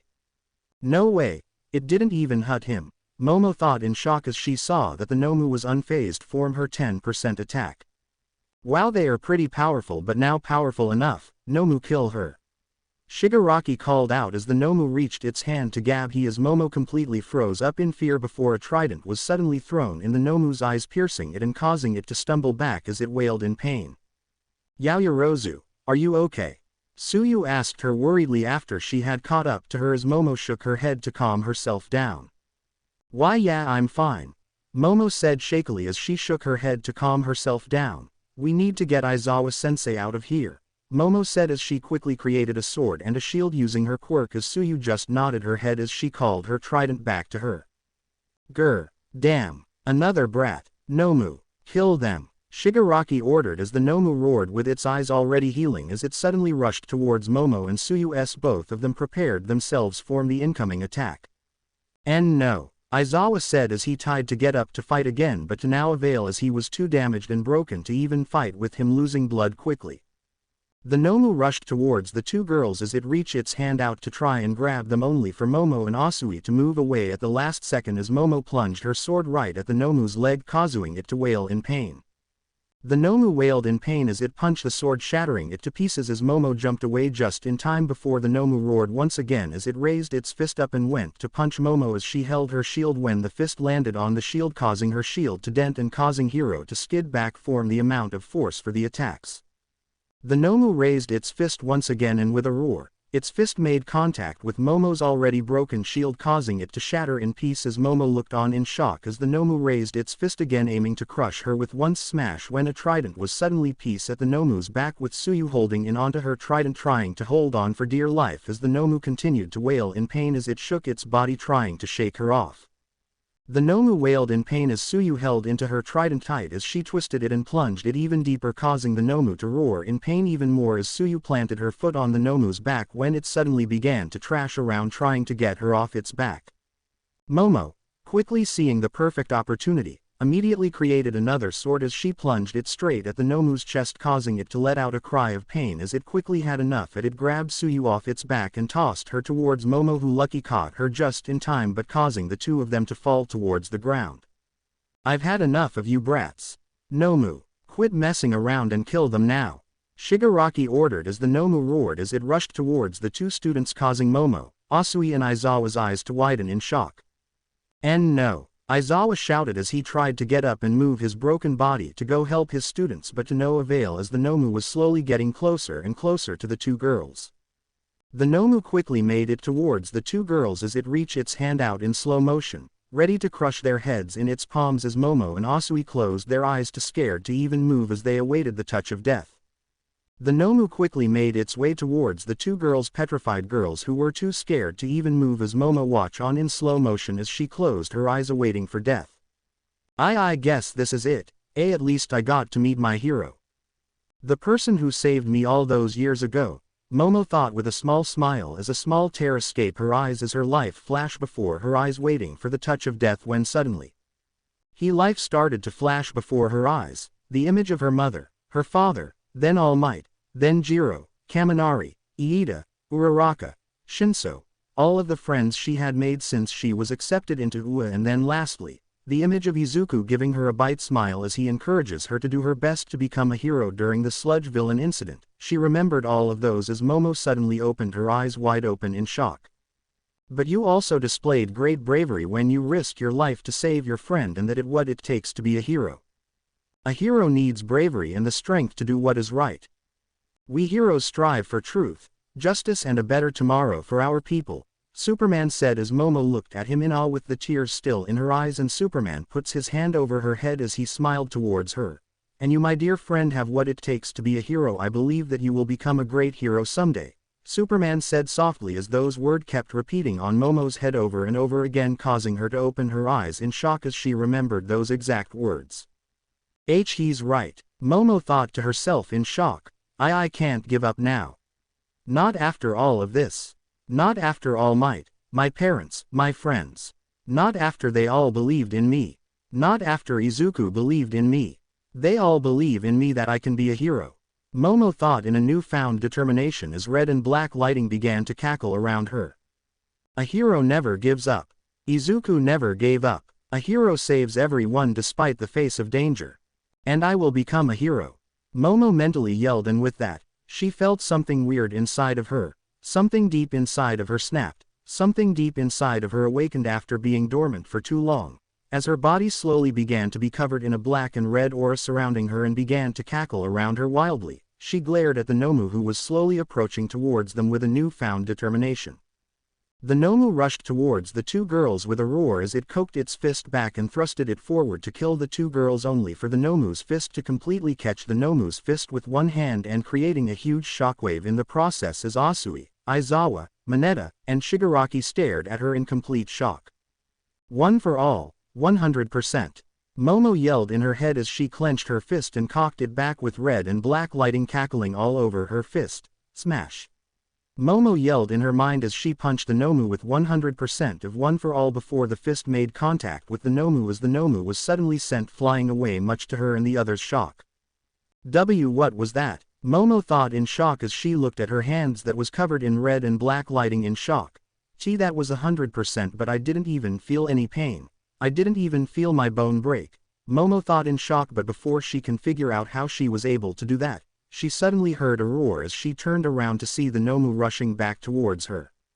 The Nomu suddenly rushed towards her with a roar as it clenched its fist and cocked it back and aimed a punch at Momo at a fast rate, and as if on instinct, Momo immediately sidestepped the attack before she grabbed the Nomu's arm and punched it straight at its jaw, sending it flying back once again. How? I didn't even used One for All that time.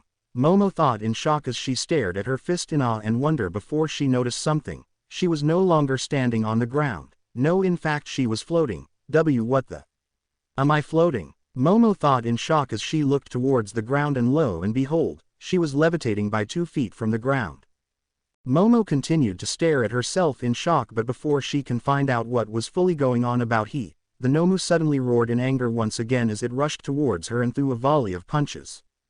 The Nomu threw a volley of punches towards her, and Momo, as if on instinct once again, immediately moved to the side as she dodged the punches with relative ease as she threw a punch as the Nomu's gut, which was followed by an punch form the chest before she dodged another punch as she threw a haymaker, which was quickly followed by a right hook, then a punch form the jaw, with her doing the fighting style naturally as if someone had downloaded the information into her brain, like she was hardwired for this specific fighting style specifically.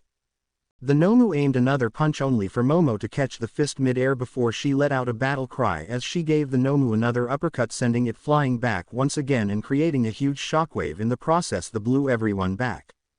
Momo let out a war cry as she went by instincts as she flew towards the Nomu and delivered a hard right hook straight towards the Nomu's jaw, which was quickly followed by another jab and an uppercut that sent the Nomu stumbling back.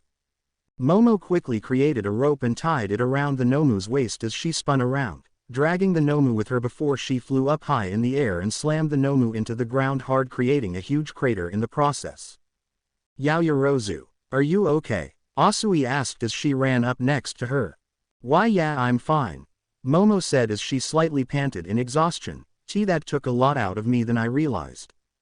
Grr, no fair. You a cheater. Cheater. Nomu, quit playing around and kill those brats already, Shigaraki ordered as he began to scratch his neck furiously as the Nomu got up from the crater as it roared before it rushed towards the two girls.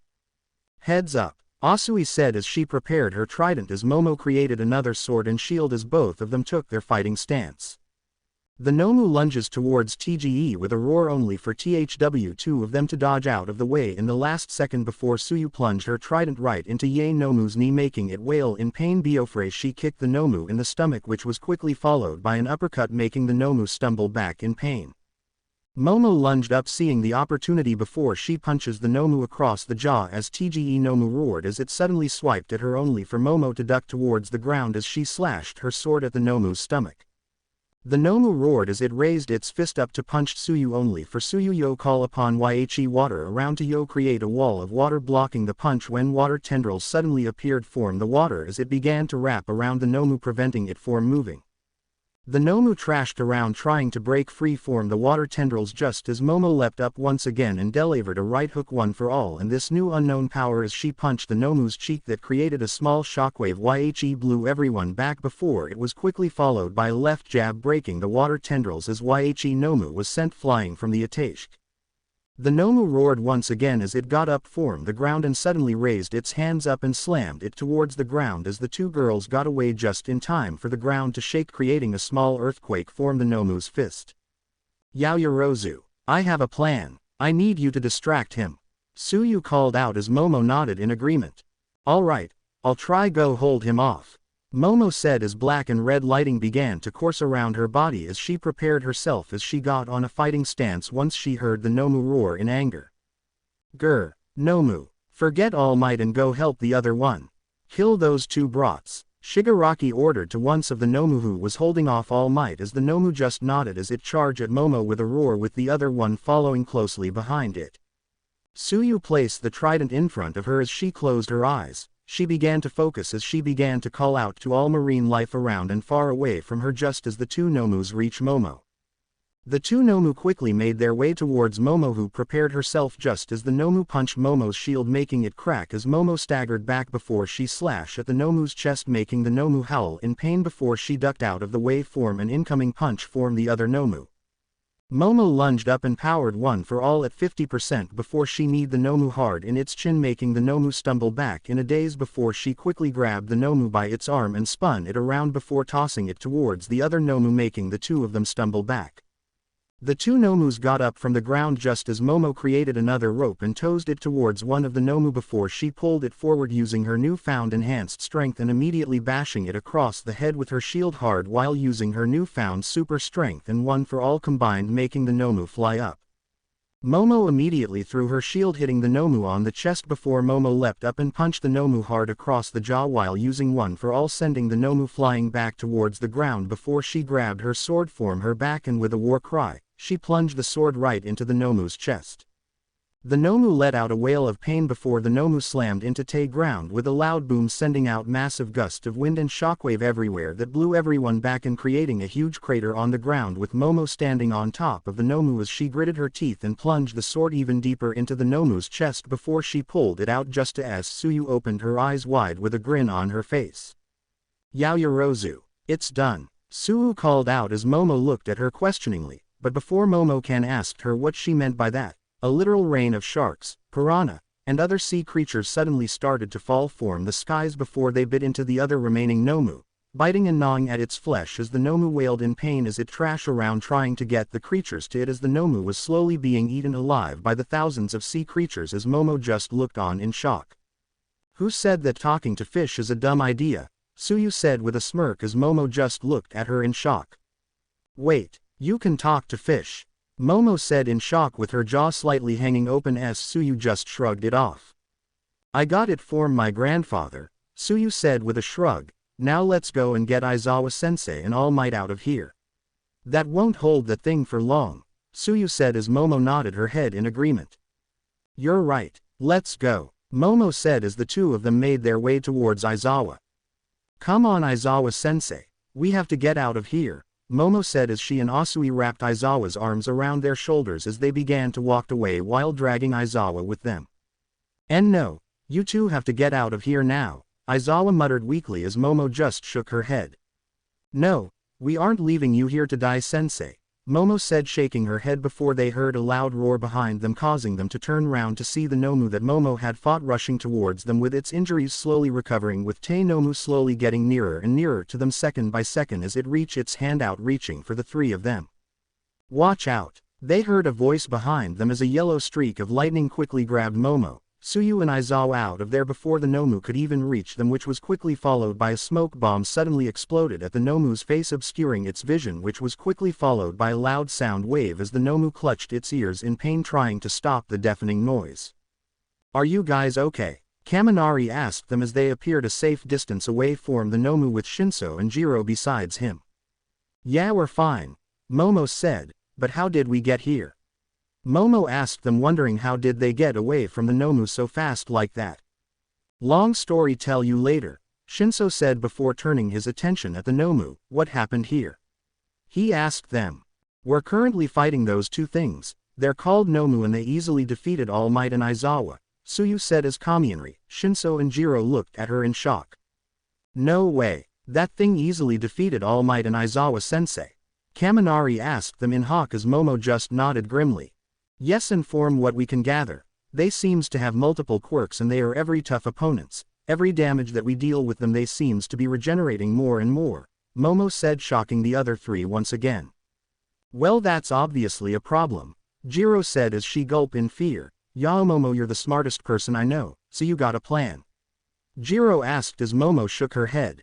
"No, not yet," Momo said, shaking her head. "Every attack we gave them they seems to regenerating more and more. And asides from that they completely defeated the number one hero and our homeroom teacher with ease. If they can't defeat that thing then we don't have a chance," Momo said as she racked her brain trying to come up with a plan. "Great, that's reassuring," Kaminari muttered to himself, only to be elbowed by Jiro much to his annoyance. "The best way we can do is try to hold it off and stall until backup arrives. That way we will have more help on defeating that thing," Momo said as they all nodded in agreement. "Yaoyorozu is right. That's our best option for now," Shinso said with a nod from his head. "Good. We just need to find a weakness from them. Everyone has a weakness, even from the seemingly unbeatable. We'll just have to find out what that weakness is," Momo said as she took a fighting stance. "And our best shot at finding what that is to fight it and learn its moves," Momo said as she gripped her sword and shield tighter when they saw the Nomu slowly heading towards them. "Now charge," Momo said as she rushed towards the Nomu with her sword and shield in hand, with the others following closely behind her as the 5 students went on to face the Nomu, their greatest challenge as heroes yet. It's funny, isn't it? The life of truth, justice and the better tomorrow military capitalist way, and in the end you die in here wondering if your bowels will let go and tomorrow, the world will go on like nothing happened. Dragged kicking and screaming to a better day," Black said as the rest of the elite landed besides him. Cold Cast suddenly stomped on Izuku's back just as Izuku looked up to see Cold Cast being covered with electricity all over his body before slamming his hands on Izuku's head and sending out a torrent of electricity towards him as Izuku screamed in pain.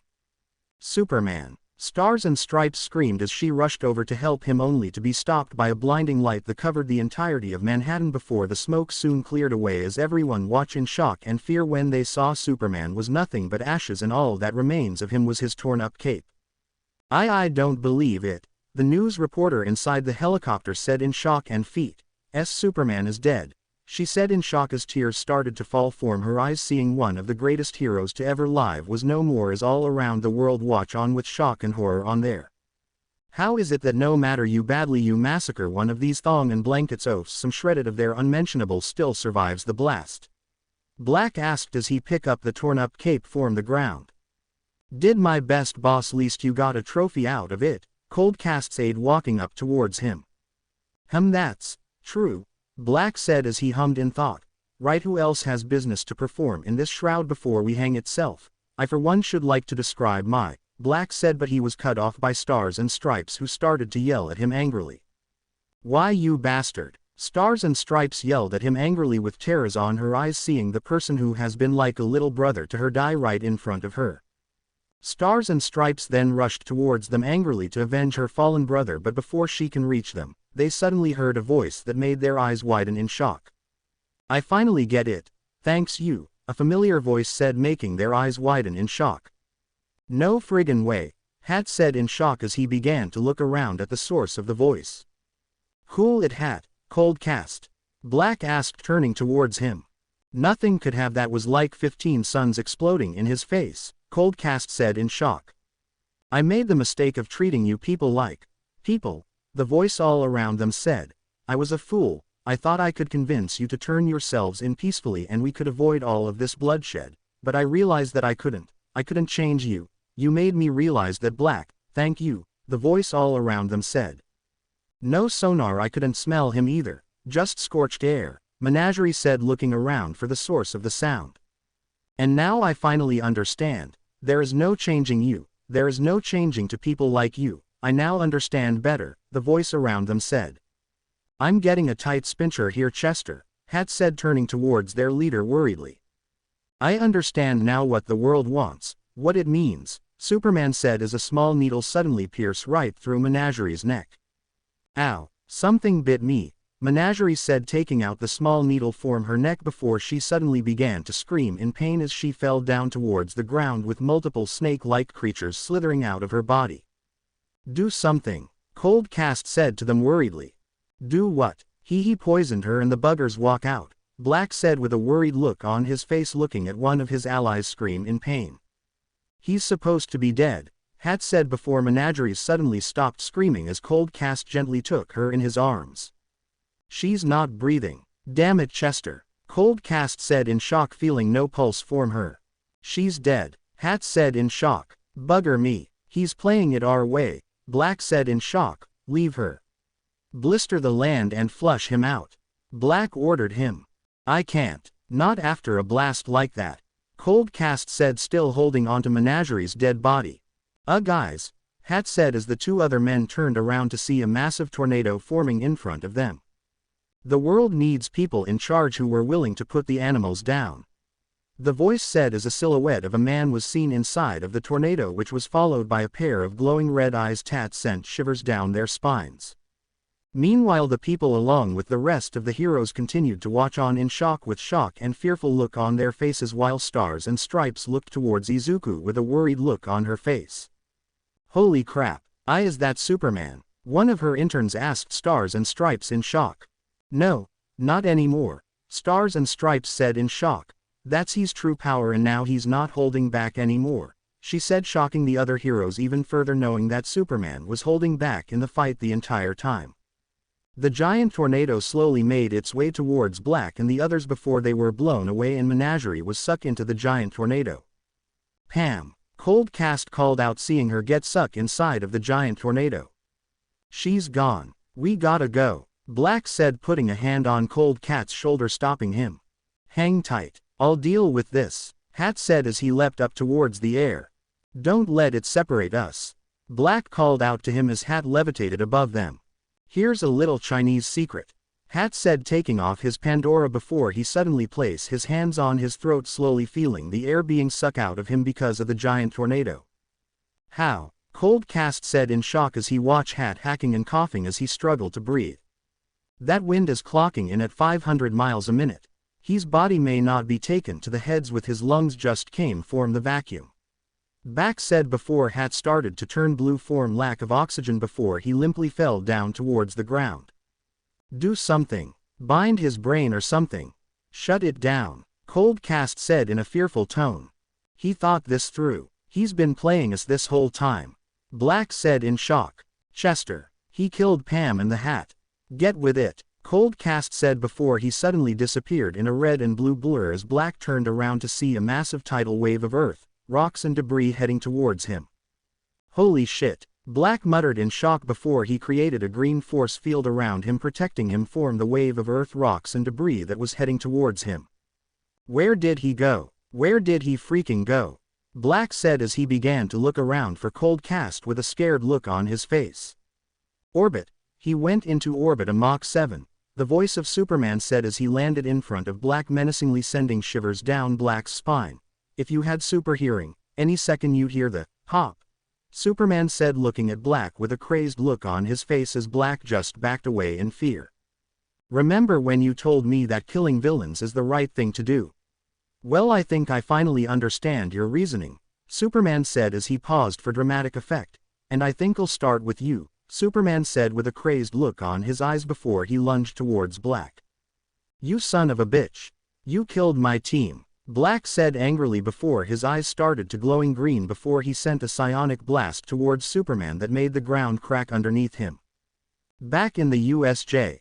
The 5 students quickly made their way towards the Nomu as it suddenly lunged at them, aiming for a punch, only for the 5 of them to disperse as they all dodged the attacks as Jiro opened her mouth and let out her canary cry as the Nomu suddenly shrieked as it clutched its ears if in pain. Momo, quickly seeing the opportunity as she quickly went down and slashed at the Nomu's legs, making it wail in pain before it was suddenly stabbed in the chest by Suyu's trident, making it howl in pain, which was quickly followed by multiple continuative punches form all over the Nomu's body.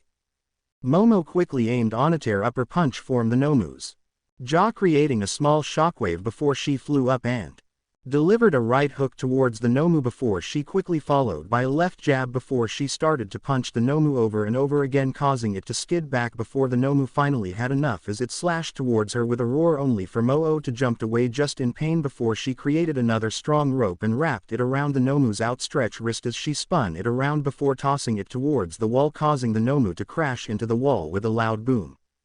The Nomu slowly got up just as Shinso quickly placed his hands on his utility belt and took 2 batarangs and threw them at the Nomu, who shielded its face with its hands just as the batarangs landed on the Nomu's arm, piercing its flesh as the Nomu roared as it went to slash at Shinso, only for him to backflip out of the way, avoiding the attacks before he grabbed a grappling hook form his utility belt and aimed it at the back of the Nomu before he gripped the wire tight and pulled out the wall behind the Nomu that hit the Nomu right in its back, causing it to shriek in pain.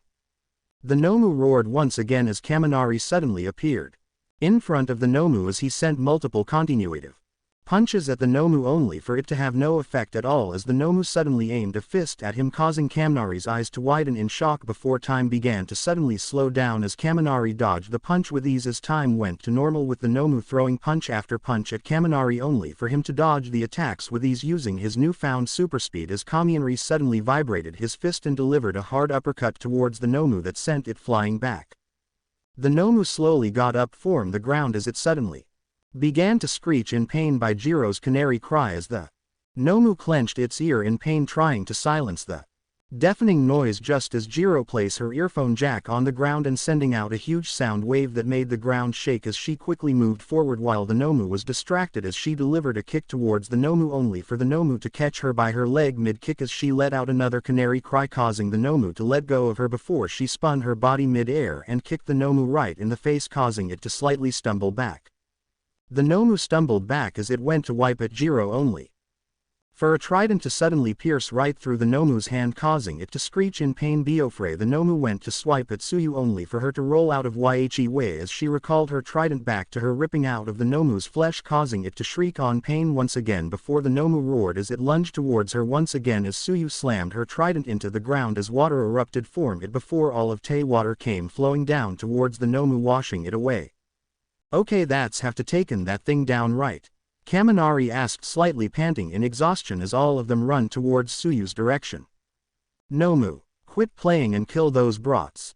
They're starting to annoy me," Shigaraki ordered while scratching his neck furiously as steam slowly began to cover the Nomu, healing all of its wounds, causing the student's eyes to widen in shock. "And you, why don't you make yourself useful and go help the Nomus kill those brats?" Shigaraki ordered towards Kurogiri, who nodded his head. "As you wish, Master Tamura," Kurogiri said as he went forward towards the 5 students. Guys, that isn't good," Jiro said as she saw the Nomu and the mist villain heading towards them before they heard another shriek as they turned around to see that the Nomu that Suyu had defeated earlier was now rushing towards them with all its injuries now healed up. "Shit, we're surrounded." Shinso cursed, seeing the 3 villains surrounded them and are quickly approaching them second by second as the 2 Nomus aimed their fist towards them as they went in for a punch, but before the Nomu's fist could land on them, a green barrier suddenly appeared protecting them all from the punch as the students looked to where the green shield have come from to see Kirishima standing next to them with a green aura surrounding him in an all-new outfit that they had seen him earlier with a green ring on his finger. "Hey guys, sorry I'm late," Kirishima said with a small smirk as the others just looked at him in shock. "Dude, what's with the green?" Kaminari asked him in shock, wondering where this new get-up had come from. Long story," Kirishima said sheepishly, "but for now we need to deal with these guys," he said, gesturing to the villains before he suddenly grunted as he willed all of his willpower to keep the barrier from breaking when the 2 Nomus suddenly punched the barrier, trying to break it down as the others nodded in agreement. "All right. We just need to hold them off until backup arrives," Momo said as everyone nodded in agreement. Easier said than done, Kaminari said with a scoff. Every damage we do they seems to be healing, how are we supposed to beat that? He asked her. By working together, Momo said. We have to work together in order to beat those things. Sure they can heal but there must be a limit to it, we just need to find out what that limit is. Momo's right, we need to work together to beat them or at least hold them off until backup arrives, Jiro said as everyone nodded in agreement, but before they can do anything, the two Nomus suddenly went for another punch as Kirishima grunted before the dome finally shattered, launching them back a few feet away. The Nomus rushed at the students as the flying Nomu flew towards Momo, specifically as Momo created a rope using her quirk and warped it around the Nomu's neck as she gripped her rope hard and pulled the Nomu towards he as the Nomu used its strength to resist as Momo planted her feet in the ground and pulled even harder as the two had their tag of war. The Nomu flying roared and pulled even harder before Momo lost her grip as she was suddenly dragged along as the Nomu flew up towards the sky. Meanwhile the other Nomu and Kurogiri rushed towards the remaining students before the Nomu leapt up and slammed himself into the ground before it aimed a punch at the students who leapt away. Jiro used her canary cry at the Nomu who wailed and clutched its ears in pain before Kaminari speed towards the Nomu and aimed multiple punches towards him only for the Nomu to growl before he slapped Kaminari away before Suyu leapt up and stabbed her trident right into the Nomu's shoulder making it wail in pain.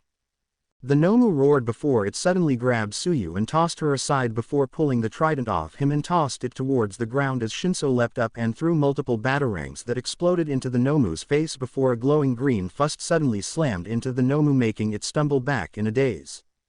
The Nomu rushed towards them before it cocked its fist and aimed a punch towards them only for a glowing green shield to appear blocking the fist as Kirishima was sent skidding back because of the attack before the Nomu clenched its fist and cocked it back before slamming its fist into the green shield making the construct break like glass as Kirishima was sent flying back from the attack.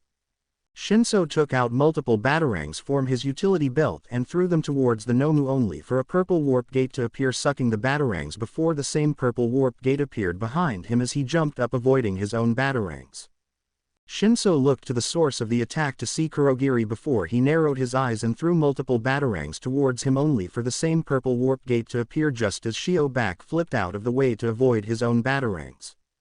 Shinso activated the X-ray vision form his cowl and saw a metal bracer on Kurogiri's neck that was hidden behind his mist body as a plan was slowly being formed in his head.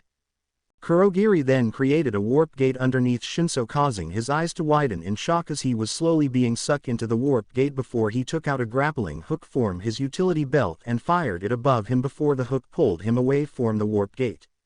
Shinso quickly let go of the grappling hook before he leapt towards Kurogiri before he threw multiple batarangs towards Kurogiri who dodged the attack just in time just as Shinso landed towards the ground before he rolled out of the way when a misty fist suddenly appeared before he did a kick flip and aimed a kick at Kurogiri who created a warp gate blocking the attack before Shinso leapt up and spun his body around to kick Kurogiri in the head only for a warp gate to appear blocking the attack. However, the kicks were nothing more than a distraction as Shinso discreetly placed a device at Kurogiri's neck brace. Now it's over, Shinso said with a smirk behind his mask just as he leapt away from Kurogiri before he took out a detonator and pressed the button as Kurogiri was suddenly shocked in his neck brace by 1,000,000 volts of electricity by a modified taser by Shinso. That was a modified taser that I have been tinkering for a while now. It has enough power to kill an elephant and since metal is a good conductor of electricity, well, you get the idea, Shinso said as Kurogiri fell down towards the ground with his body convulsing and spasming. Stay down, Shinso said while Shigaraki began to scratch his neck furiously seeing Kurogiri lost to an upstart brat. Worthless. They're absolutely worthless. They couldn't even beat some brats. I have to do everything myself, Shigaraki said before he rushed towards Shinso. Die you brat, Shigaraki yelled at him furiously as he rushed towards Shinso who took a fighting stance getting ready for the attack. With Momo and the flying Nomu, Momo gripped the rope tighter as he was suddenly pulled towards the sky by the Nomu before she used her new ability to fly and levitated in the sky was as she pulled the Nomu towards her and delivered a hard punch towards its cheek making the Nomu fly back. Momo flew towards the Nomu at great speeds before she delivered another punch towards the Nomu's face, which was quickly followed by punch after punch at the Nomu before she clenched her fist and delivered a one-for-all enhanced punch towards the Nomu's face that sent the Nomu hurtling towards the ground, creating a huge shockwave in the process. The Nomu landed towards the ground with a huge explosion, creating a crater in the process before Momo descended down towards the Nomu with her sword in hand as she landed painfully at the Nomu's stomach, making the Nomu howl in pain before she took out her sword and raised it above her head.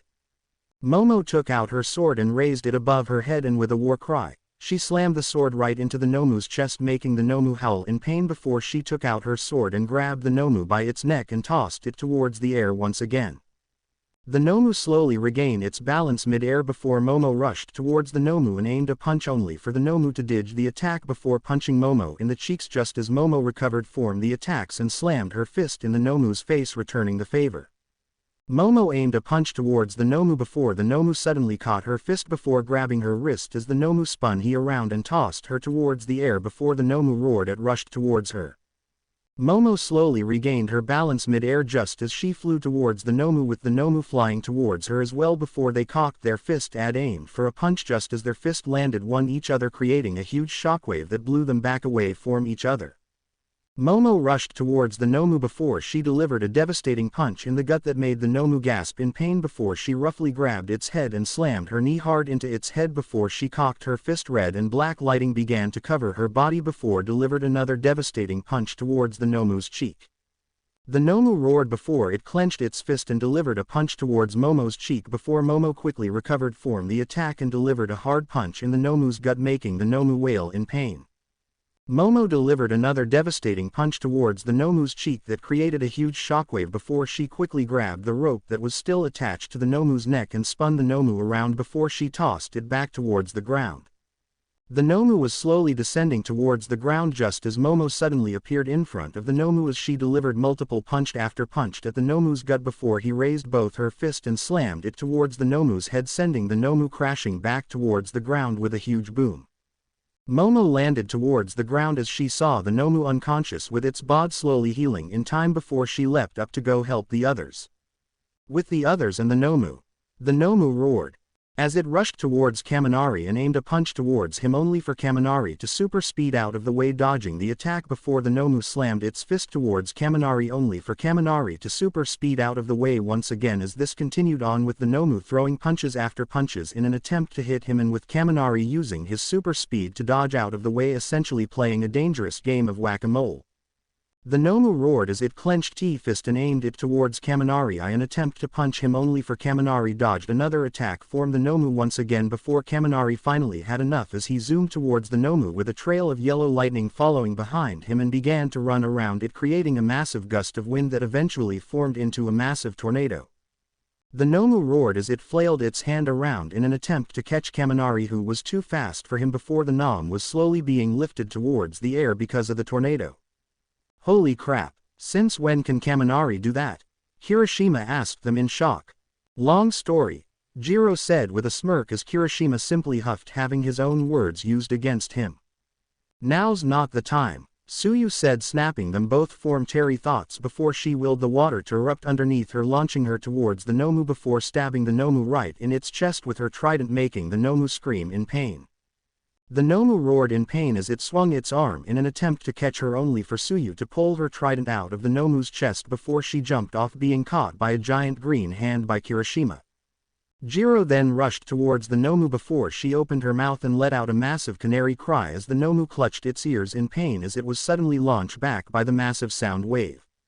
The Nomu landed towards the ground with a crash as it slowly got up just before multiple green construct in the shapes of multiple missiles suddenly slammed into the Nomu, launching it back before Kirishima created a giant green hand to grab the Nomu.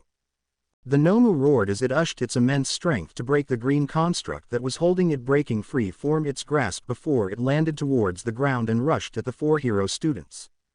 Kaminari ran towards the Nomu with a streak of lightning behind him as he ran around the Nomu in an attempt to create another tornado, only for the Nomu to stomp its feet into the ground, cracking it and making Kaminari slip and fall towards the ground. The Nomu quickly rushed towards Kaminari and grabbed him by his head as Kaminari screamed in pain when the Nomu tightened its hold on his head to crush his head like a balloon, but before the Nomu can crush Kaminari's head like a balloon, the Nomu suddenly let go of Kaminari and clutch its ears in pain from the deafening noise by Jiro. The Nomu roared as he was about to rush towards Jiro, but before he can make its way towards her, a green fist suddenly appeared and launched the Nomu back a couple feet away. The Nomu roared as Suyu leapt up and delivered a hard punch at its jaw before quickly following the attack with a punch towards the gut before she quickly followed the attacks with an uppercut that made the Nomu stumble back. Suyu aimed another fist at the Nomu's gut only for the Nomu to dodge out of the way before grabbing her outstretched hand and lifted her up before slamming her towards the ground over and over again before tossing her towards the others. Suyu was sent hurtling towards the others only to be caught by Jiro before Kirishima created a green Gatling gun made out of his construct and began to fire it at the Nomu only for the bullets to bounce harmlessly at the Nomu's skin before the Nomu roared and rushed towards him. The Nomu suddenly rushed towards Kirishima, appearing in front of him in a blink of an eye, much to his shock. Before the Nomu grabbed his outstretched hand and tightened his hold, making Kirishima scream in pain before he used his quirk to harden his skin for better protection just as the Nomu slammed him towards the ground and stomped its feet towards him only to be stopped by a small green shield as Kirishima's hands were shaking trying to keep the shield from breaking, but to no avail as cracks were slowly started to form on the construct before it finally shattered in pieces as the Nomu's feet made contact with Kirishima's chest, who screamed in pain but had his quirk activated giving him extra protection. The Nomu then grabbed Kirishima by his neck as Kirishima was slowly fading in and out of consciousness before they spun Kirishima around and tossed him towards Kaminari, who was rushing towards them before Kaminari quickly caught Kirishima, making both boys tumble towards the ground. The Nomu then let out an animalistic roar before it jumped up and began to fall towards the two boys, making Kaminari's eyes widen in shock. Kaminari's eyes widened in shock when he saw the Nomu slowly descending towards him and Kirishima before he quickly acted and grabbed Kirishima and super sped out of there just as the Nomu landed towards the ground, forming a huge crater in the process. "Kirishima, wake up, man. Now's not the time," Kaminari said, trying to wake the unconscious Kirishima up, but to no avail. He quickly looked around to see Suyu down for the count with Jiro dragging her friend to safety before both their eyes met and both nodded their head in a silent understanding. Kaminari quickly grabbed Kirishima and super sped him towards safety just as Jiro also placed Suyu out of harm's way before Kaminari made his way besides Jiro. Kaminari quickly super sped his way towards Jiro with a trail of lightning behind him just as they looked at each other and gave each other a nod, knowing what they need to do before the two remaining heroes in training rushed towards the Nomu ready to face the monster once again. With Superman, remember when you told me that killing villains is the right thing to do? Well, I think I finally understand your reasoning, Superman said as he paused for dramatic effect. And I think I'll start with you, Superman said with a crazed look on his eyes before he lunged towards Black. You son of a bitch. You killed my team, Black said angrily before his eyes started to glowing green before he sent a psionic blast towards Superman that made the ground crack underneath him.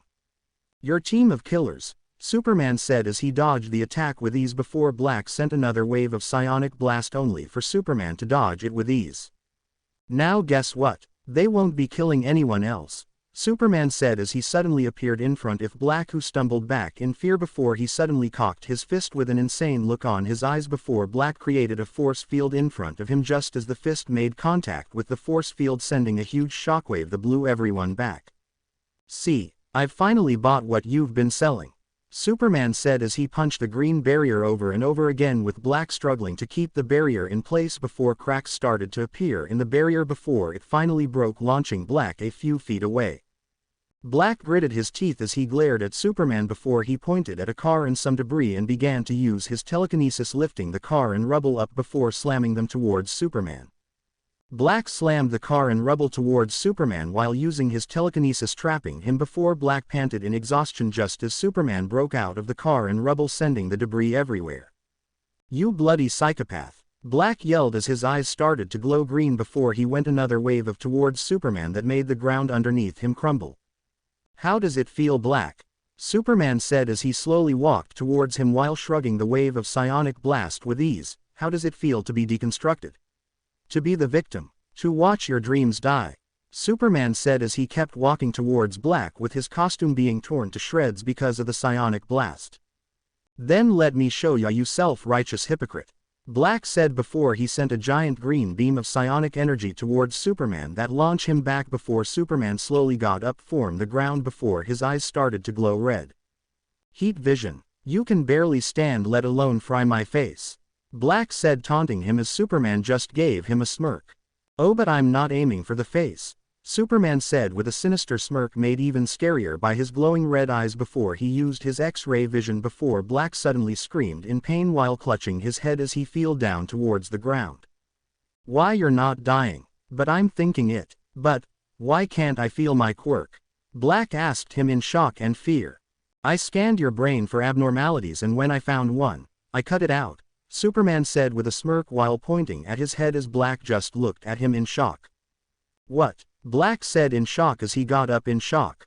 Heat vision. Focus through your pupils like a scalpel. Instant lobotomy, Superman said before he suddenly slapped Black hard across the cheek making him spit up some blood before he slapped him again and again and again as Black stumbled back in a daze before he finally fell down towards the ground.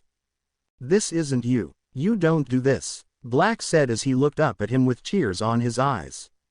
I do now, Superman said as he grabbed Black by the collar and cocked his fist ready to punch him. Stop, one of the civilians said as he ran up towards them. It doesn't have to be that way, Superman. You taught us, you and All Might and Stars and Stripes. All of the heroes taught that we can do better. It doesn't have to be this way. Oh, he told you that he's no better than the rest of us. Black said, you all saw. Everyone on Earth saw what you did to us. And they know you know better. There's nothing special about you. Yes, they did see. They saw the ugliness of violence as a solution and it frightened them. It frightened me too when I decided to cross that line and do what you do. It's so easy. Anger. Vengeance, Superman said as he went to punch Black in the face as Black closed his eyes in fear, but Superman stopped himself inches from Black's face. But luckily, I'm not you and I'll never will be, Superman said as he let go of Black as Black scooted away from him. Why, you killed my team. Look at this place, Black said as he got up and gestured towards all of Manhattan. Chester, I thought you were supposed to be the sharp one. Boys, Superman said as multiple Superman robots suddenly floated down carrying the civilians in their arms as multiple robots came out of the rubble with the uninjured and unharmed civilians with them. One hell of a performance, Stars and Stripes said with a smirk on her face. To be fair, I had some help. When we found out about you lying about your sister's death, I immediately went to find her. Luckily I was able to find her just in time with the help of my super hearing and X-ray vision, and her files were very thorough, especially regarding the idiosyncrasies of your brain, but I knew that they wouldn't be enough, Superman said as Black just looked at him dumbfounded. You're right about me. I would never put civilians in harm's way. I won't kill like you would, so I made sure that I had backup. And as for your people, they're fine. Nursing headache I don't wanna even think about. They're very much alive and temporarily striped out of their quirks as they're prepped for transport to a Supermax prison. In fact, they're currently on their way towards Belle Rev prison right now as we speak. INF act, that's why I had to let you knock me around for so long, Superman said with a smirk. Why, you think that's it? It's not over, you bloody pudgy twit. If you think I'll just go jail and rot, then you're living in a dream world. Black yelled at him angrily. Good, Superman said, crossing his arms over his chest. Dreams save us, dreams lift us up and transforms into something better, and on my soul I swear that until my dream of a world where dignity, honor and justice are the reality we all share, then I'll never stop fighting. Ever, Superman said as the people began to cheer him on as this was being broadcast across the world, and the people all across the world began to cheer for the Man of Steel as the cops quickly came and arrested Black. You brat. You really scared the hell out of me. Stars and Stripes ate as she lightly punched his shoulder. Now come on and let's get you patch up, she said as she and Superman flew back towards her agency with her sidekicks and interns following behind her. With Shinso versus Shigaraki. Shigaraki rushed towards Shinso with his hand outstretched to decay Shinso's face, but before his hand can make contact with Shinso's face, Shinso suddenly get down and elbowed Shigaraki in the stomach, making him gasp in pain before Shinso grabbed Shigaraki's outstretched hand and judo flipped him into the ground. One move and I'll break your arm, Shinso threatened him as he applied more pressure into the grip to emphasize his point. "Why you brat, I'll kill you, arg," Shigaraki said angrily before he grunted in pain when Shinso tightened his hold on his arm. "Kurogiri, make yourself useful and help me out here," Shigaraki yelled at Kurogiri, who was still down in the ground. "Forgive me Master Tamura, but I cannot move my body. This device is preventing me from doing so," Kurogiri said before yelled out in pain when another wave of electricity coursed through his body. "Grr, looks like I have to do everything myself," Shigaraki said with a growl before he turned around and reached his free hand to touch Shinso's leg to decay it just as Shinso jumped back to avoid the attack. Shinso jumped away just as he took out multiple batarangs and threw them towards Shigaraki, who dodged the attack before he lunged towards him with his hand outstretched towards Shinso's chest, only for Shinso to suddenly step to the left, avoiding the attack before he grabbed Shigaraki's outstretched hand before he suddenly kicked him in the chest, launching him back. Shinso quickly jumped back just as he took out some smoke pellets from his utility belt and threw them towards the ground before pressing a small button on his utility belt as the smoke pellets suddenly exploded, covering the whole area as Shinso disappeared from the smoke. Shigaraki looked around for all of the smoke, trying to find his opponent before was suddenly sucker punched out of nowhere, making him stumble back as he looked back to the source of the punch only to find no one there. Shigaraki looked around while clutching his jaw before he was suddenly punched in the gut, making him gasp in pain before the attack was quickly followed by an elbow to the face, making him stumble back. "You brat, where are you?" Shigaraki said angrily while clutching his bleeding nose as he turned around trying to find his opponent. "Here," a voice whispered behind Shigaraki as he turned around before he was suddenly headbutted by Shinso before Shinso grabbed him by his head and kneed him hard, causing him to stumble back while holding his head in a daze before he was suddenly leg swept, making him fall towards the ground before he was kicked in the gut as Shigaraki rolled out of the smoke. "Give up, you've lost," Shinso said as he walked out of the smoke while Shigaraki glared just at him.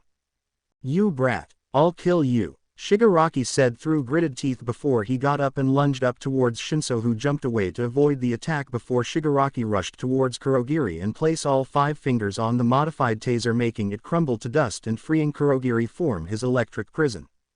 "Now you're free, now help me kill this brat," Shigaraki said as Kurogiri nodded as he slowly got up from the ground.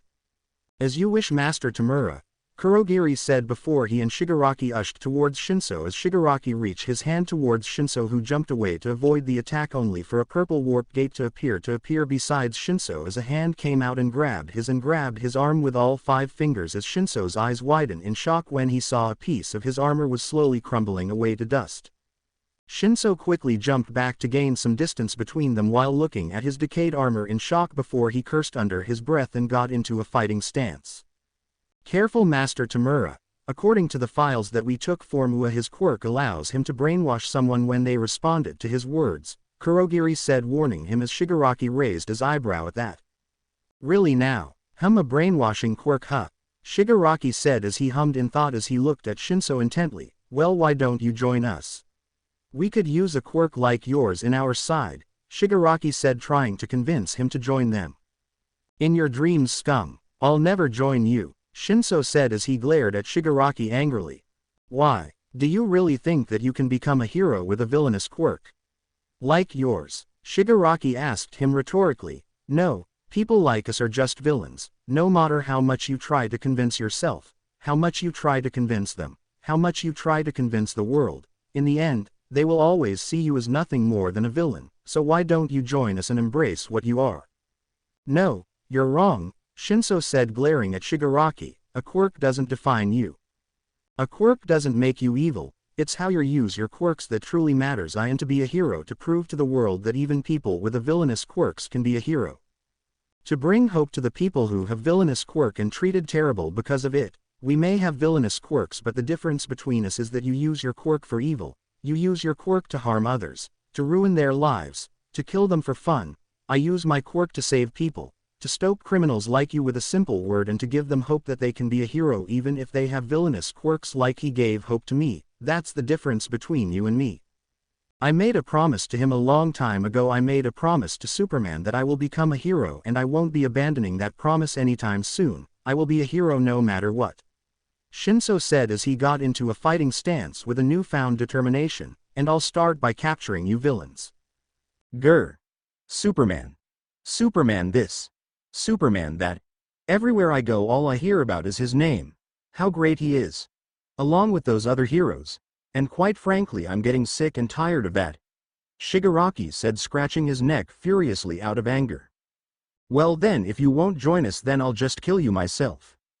Shigaraki said angrily as he rushed towards Shinso, who got into a fighting stance as a purple war gate suddenly appeared beside Shinso before a hand suddenly came out of the warp gate and punched him across the jaw before another warp gate appeared near his stomach before another fist appeared punching him in the gut making him gasp in pain before multiple warp gates suddenly appeared all around Shinso surrounding him before he was suddenly assaulted by punch after punch in the gut, cheeks, face and all over his body, and some of the hand even touched him with all 5 of its finger decaying some of his hero costume.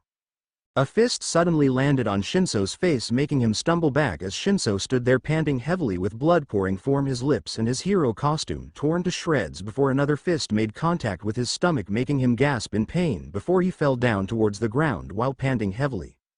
You know, it's too bad, you would have made a good ally but now, it's time for you to die. Shigaraki said as he walked towards Shinso as he reached his hand towards Shinso to decay his head. With Jiro and Kaminari versus the Nomu. Kaminari and Jiro rushed towards the Nomu before Jiro let out a canary cry as the Nomu wailed as it clutched its ears in pain before Kaminari super sped towards the Nomu and delivered multiple punches in its gut. The Nomu roared as it suddenly swatted Kaminari away sending him rolling towards the ground before the Nomu stomped its way towards Jiro while ignoring the deafening sound that had came from her canary cry before the Nomu suddenly grabbed Jiro by the head and lifted her up as Jiro trashed around trying to break free from its grasp before the Nomu suddenly slammed her into the ground making her scream in pain. The Nomu then lifted its leg to stomp of Jiro's head ready to crush her head with a grape but before the Nomu can crush her head, it was suddenly tackled towards the ground by Kaminari before he delivered multiple punches towards its face.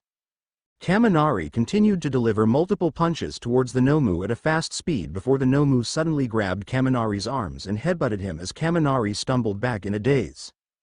The Nomu then grabbed Kaminari by his head and lifted him up as Kaminari trashed around trying to break free from its grasp before the Nomu suddenly slammed him into the ground as Kaminari let out a gasp of pain before the Nomu lifted its leg and stomped right on Kaminari's leg as a snap can be heard followed by Kaminari's scream of pain as his legs were broken because of the Nomu. The Nomu suddenly screamed in pain and clutched its ears as the Nomu looked to the source of the sound to see a battered and bruised Jiro using her canary cry at him once again before the Nomu suddenly stomped the ground creating a small earthquake and making Jiro lose her balance just as the Nomu used this opportunity to rush towards her and grabbed her hand and snapped it in half breaking it as Jiro screamed in pain before the Nomu lifted her up and slammed her towards the ground over and over again. The Nomu slammed Jiro towards the ground over and over again as Jiro lied down in the ground barely conscious before it lifted both its arms up and went for a slam to crush her into fine mince but before his fist can make contact with her body the Nomu was suddenly punched in the face causing it to skid back. The Nomu was punched in the face making the Nomu skid back before the Nomu shook its head to rid of the dizziness before it looked back to see Momo standing in front of the unconscious Jiro. Jiro? Momo muttered sadly looking back at her injured and unconscious best friend behind her before turning towards the unconscious Kaminari who had his legs snapped half then looking at the unconscious Tsuyu and Kirishima before her eyes make contact with the Nomu as her eyes began to burn with rage as she glared at the Nomu with every hate she could muster. You bastard, I'll make you pay, Momo said as red and black lighting began to crackle all around her before she rushed towards Ed Nomu and delivered multiple powerful punches towards the Nomu that sent the Nomu stumbling back. The Nomu roared before it rushed towards Momo and aimed a fist only for Momo to duck out of the way before she punched the Nomu right on its jaw before grabbing the Nomu's outstretched hand and spun it around before tossing the Nomu towards the wall. The Nomu slowly got up just as Momo leapt up with a war cry and delivered a hard punch right towards the Nomu's face sending the Nomu flying through multiple walls before Momo flew towards the Nomu and kept throwing punch after punch in a rage for what the Nomu did to her friends. Momo let out another war cry out of sheer rage and Anger before she thrust her fist forward to punch the Nomu in the face once again, only for the Nomu to catch her fist mid-swing before the Nomu punched her in the face with its free made, making Momo stumble back a bit before she glared at the Nomu and swung her other fist, only to be caught by the Nomu's other hand as the two of them struggled for dominance before the Nomu suddenly lifted her up and slammed her towards the ground hard, creating a small crater in the process. The Nomu slammed Momo into the ground before it lifted its leg and stomped right on her back, breaking the ground underneath her in the process before the Nomu grabbed her by her head and lifted her up before slamming her towards the ground once again before the Nomu lifted her up one final time before it threw Momo aside as Momo was sent rolling towards the ground.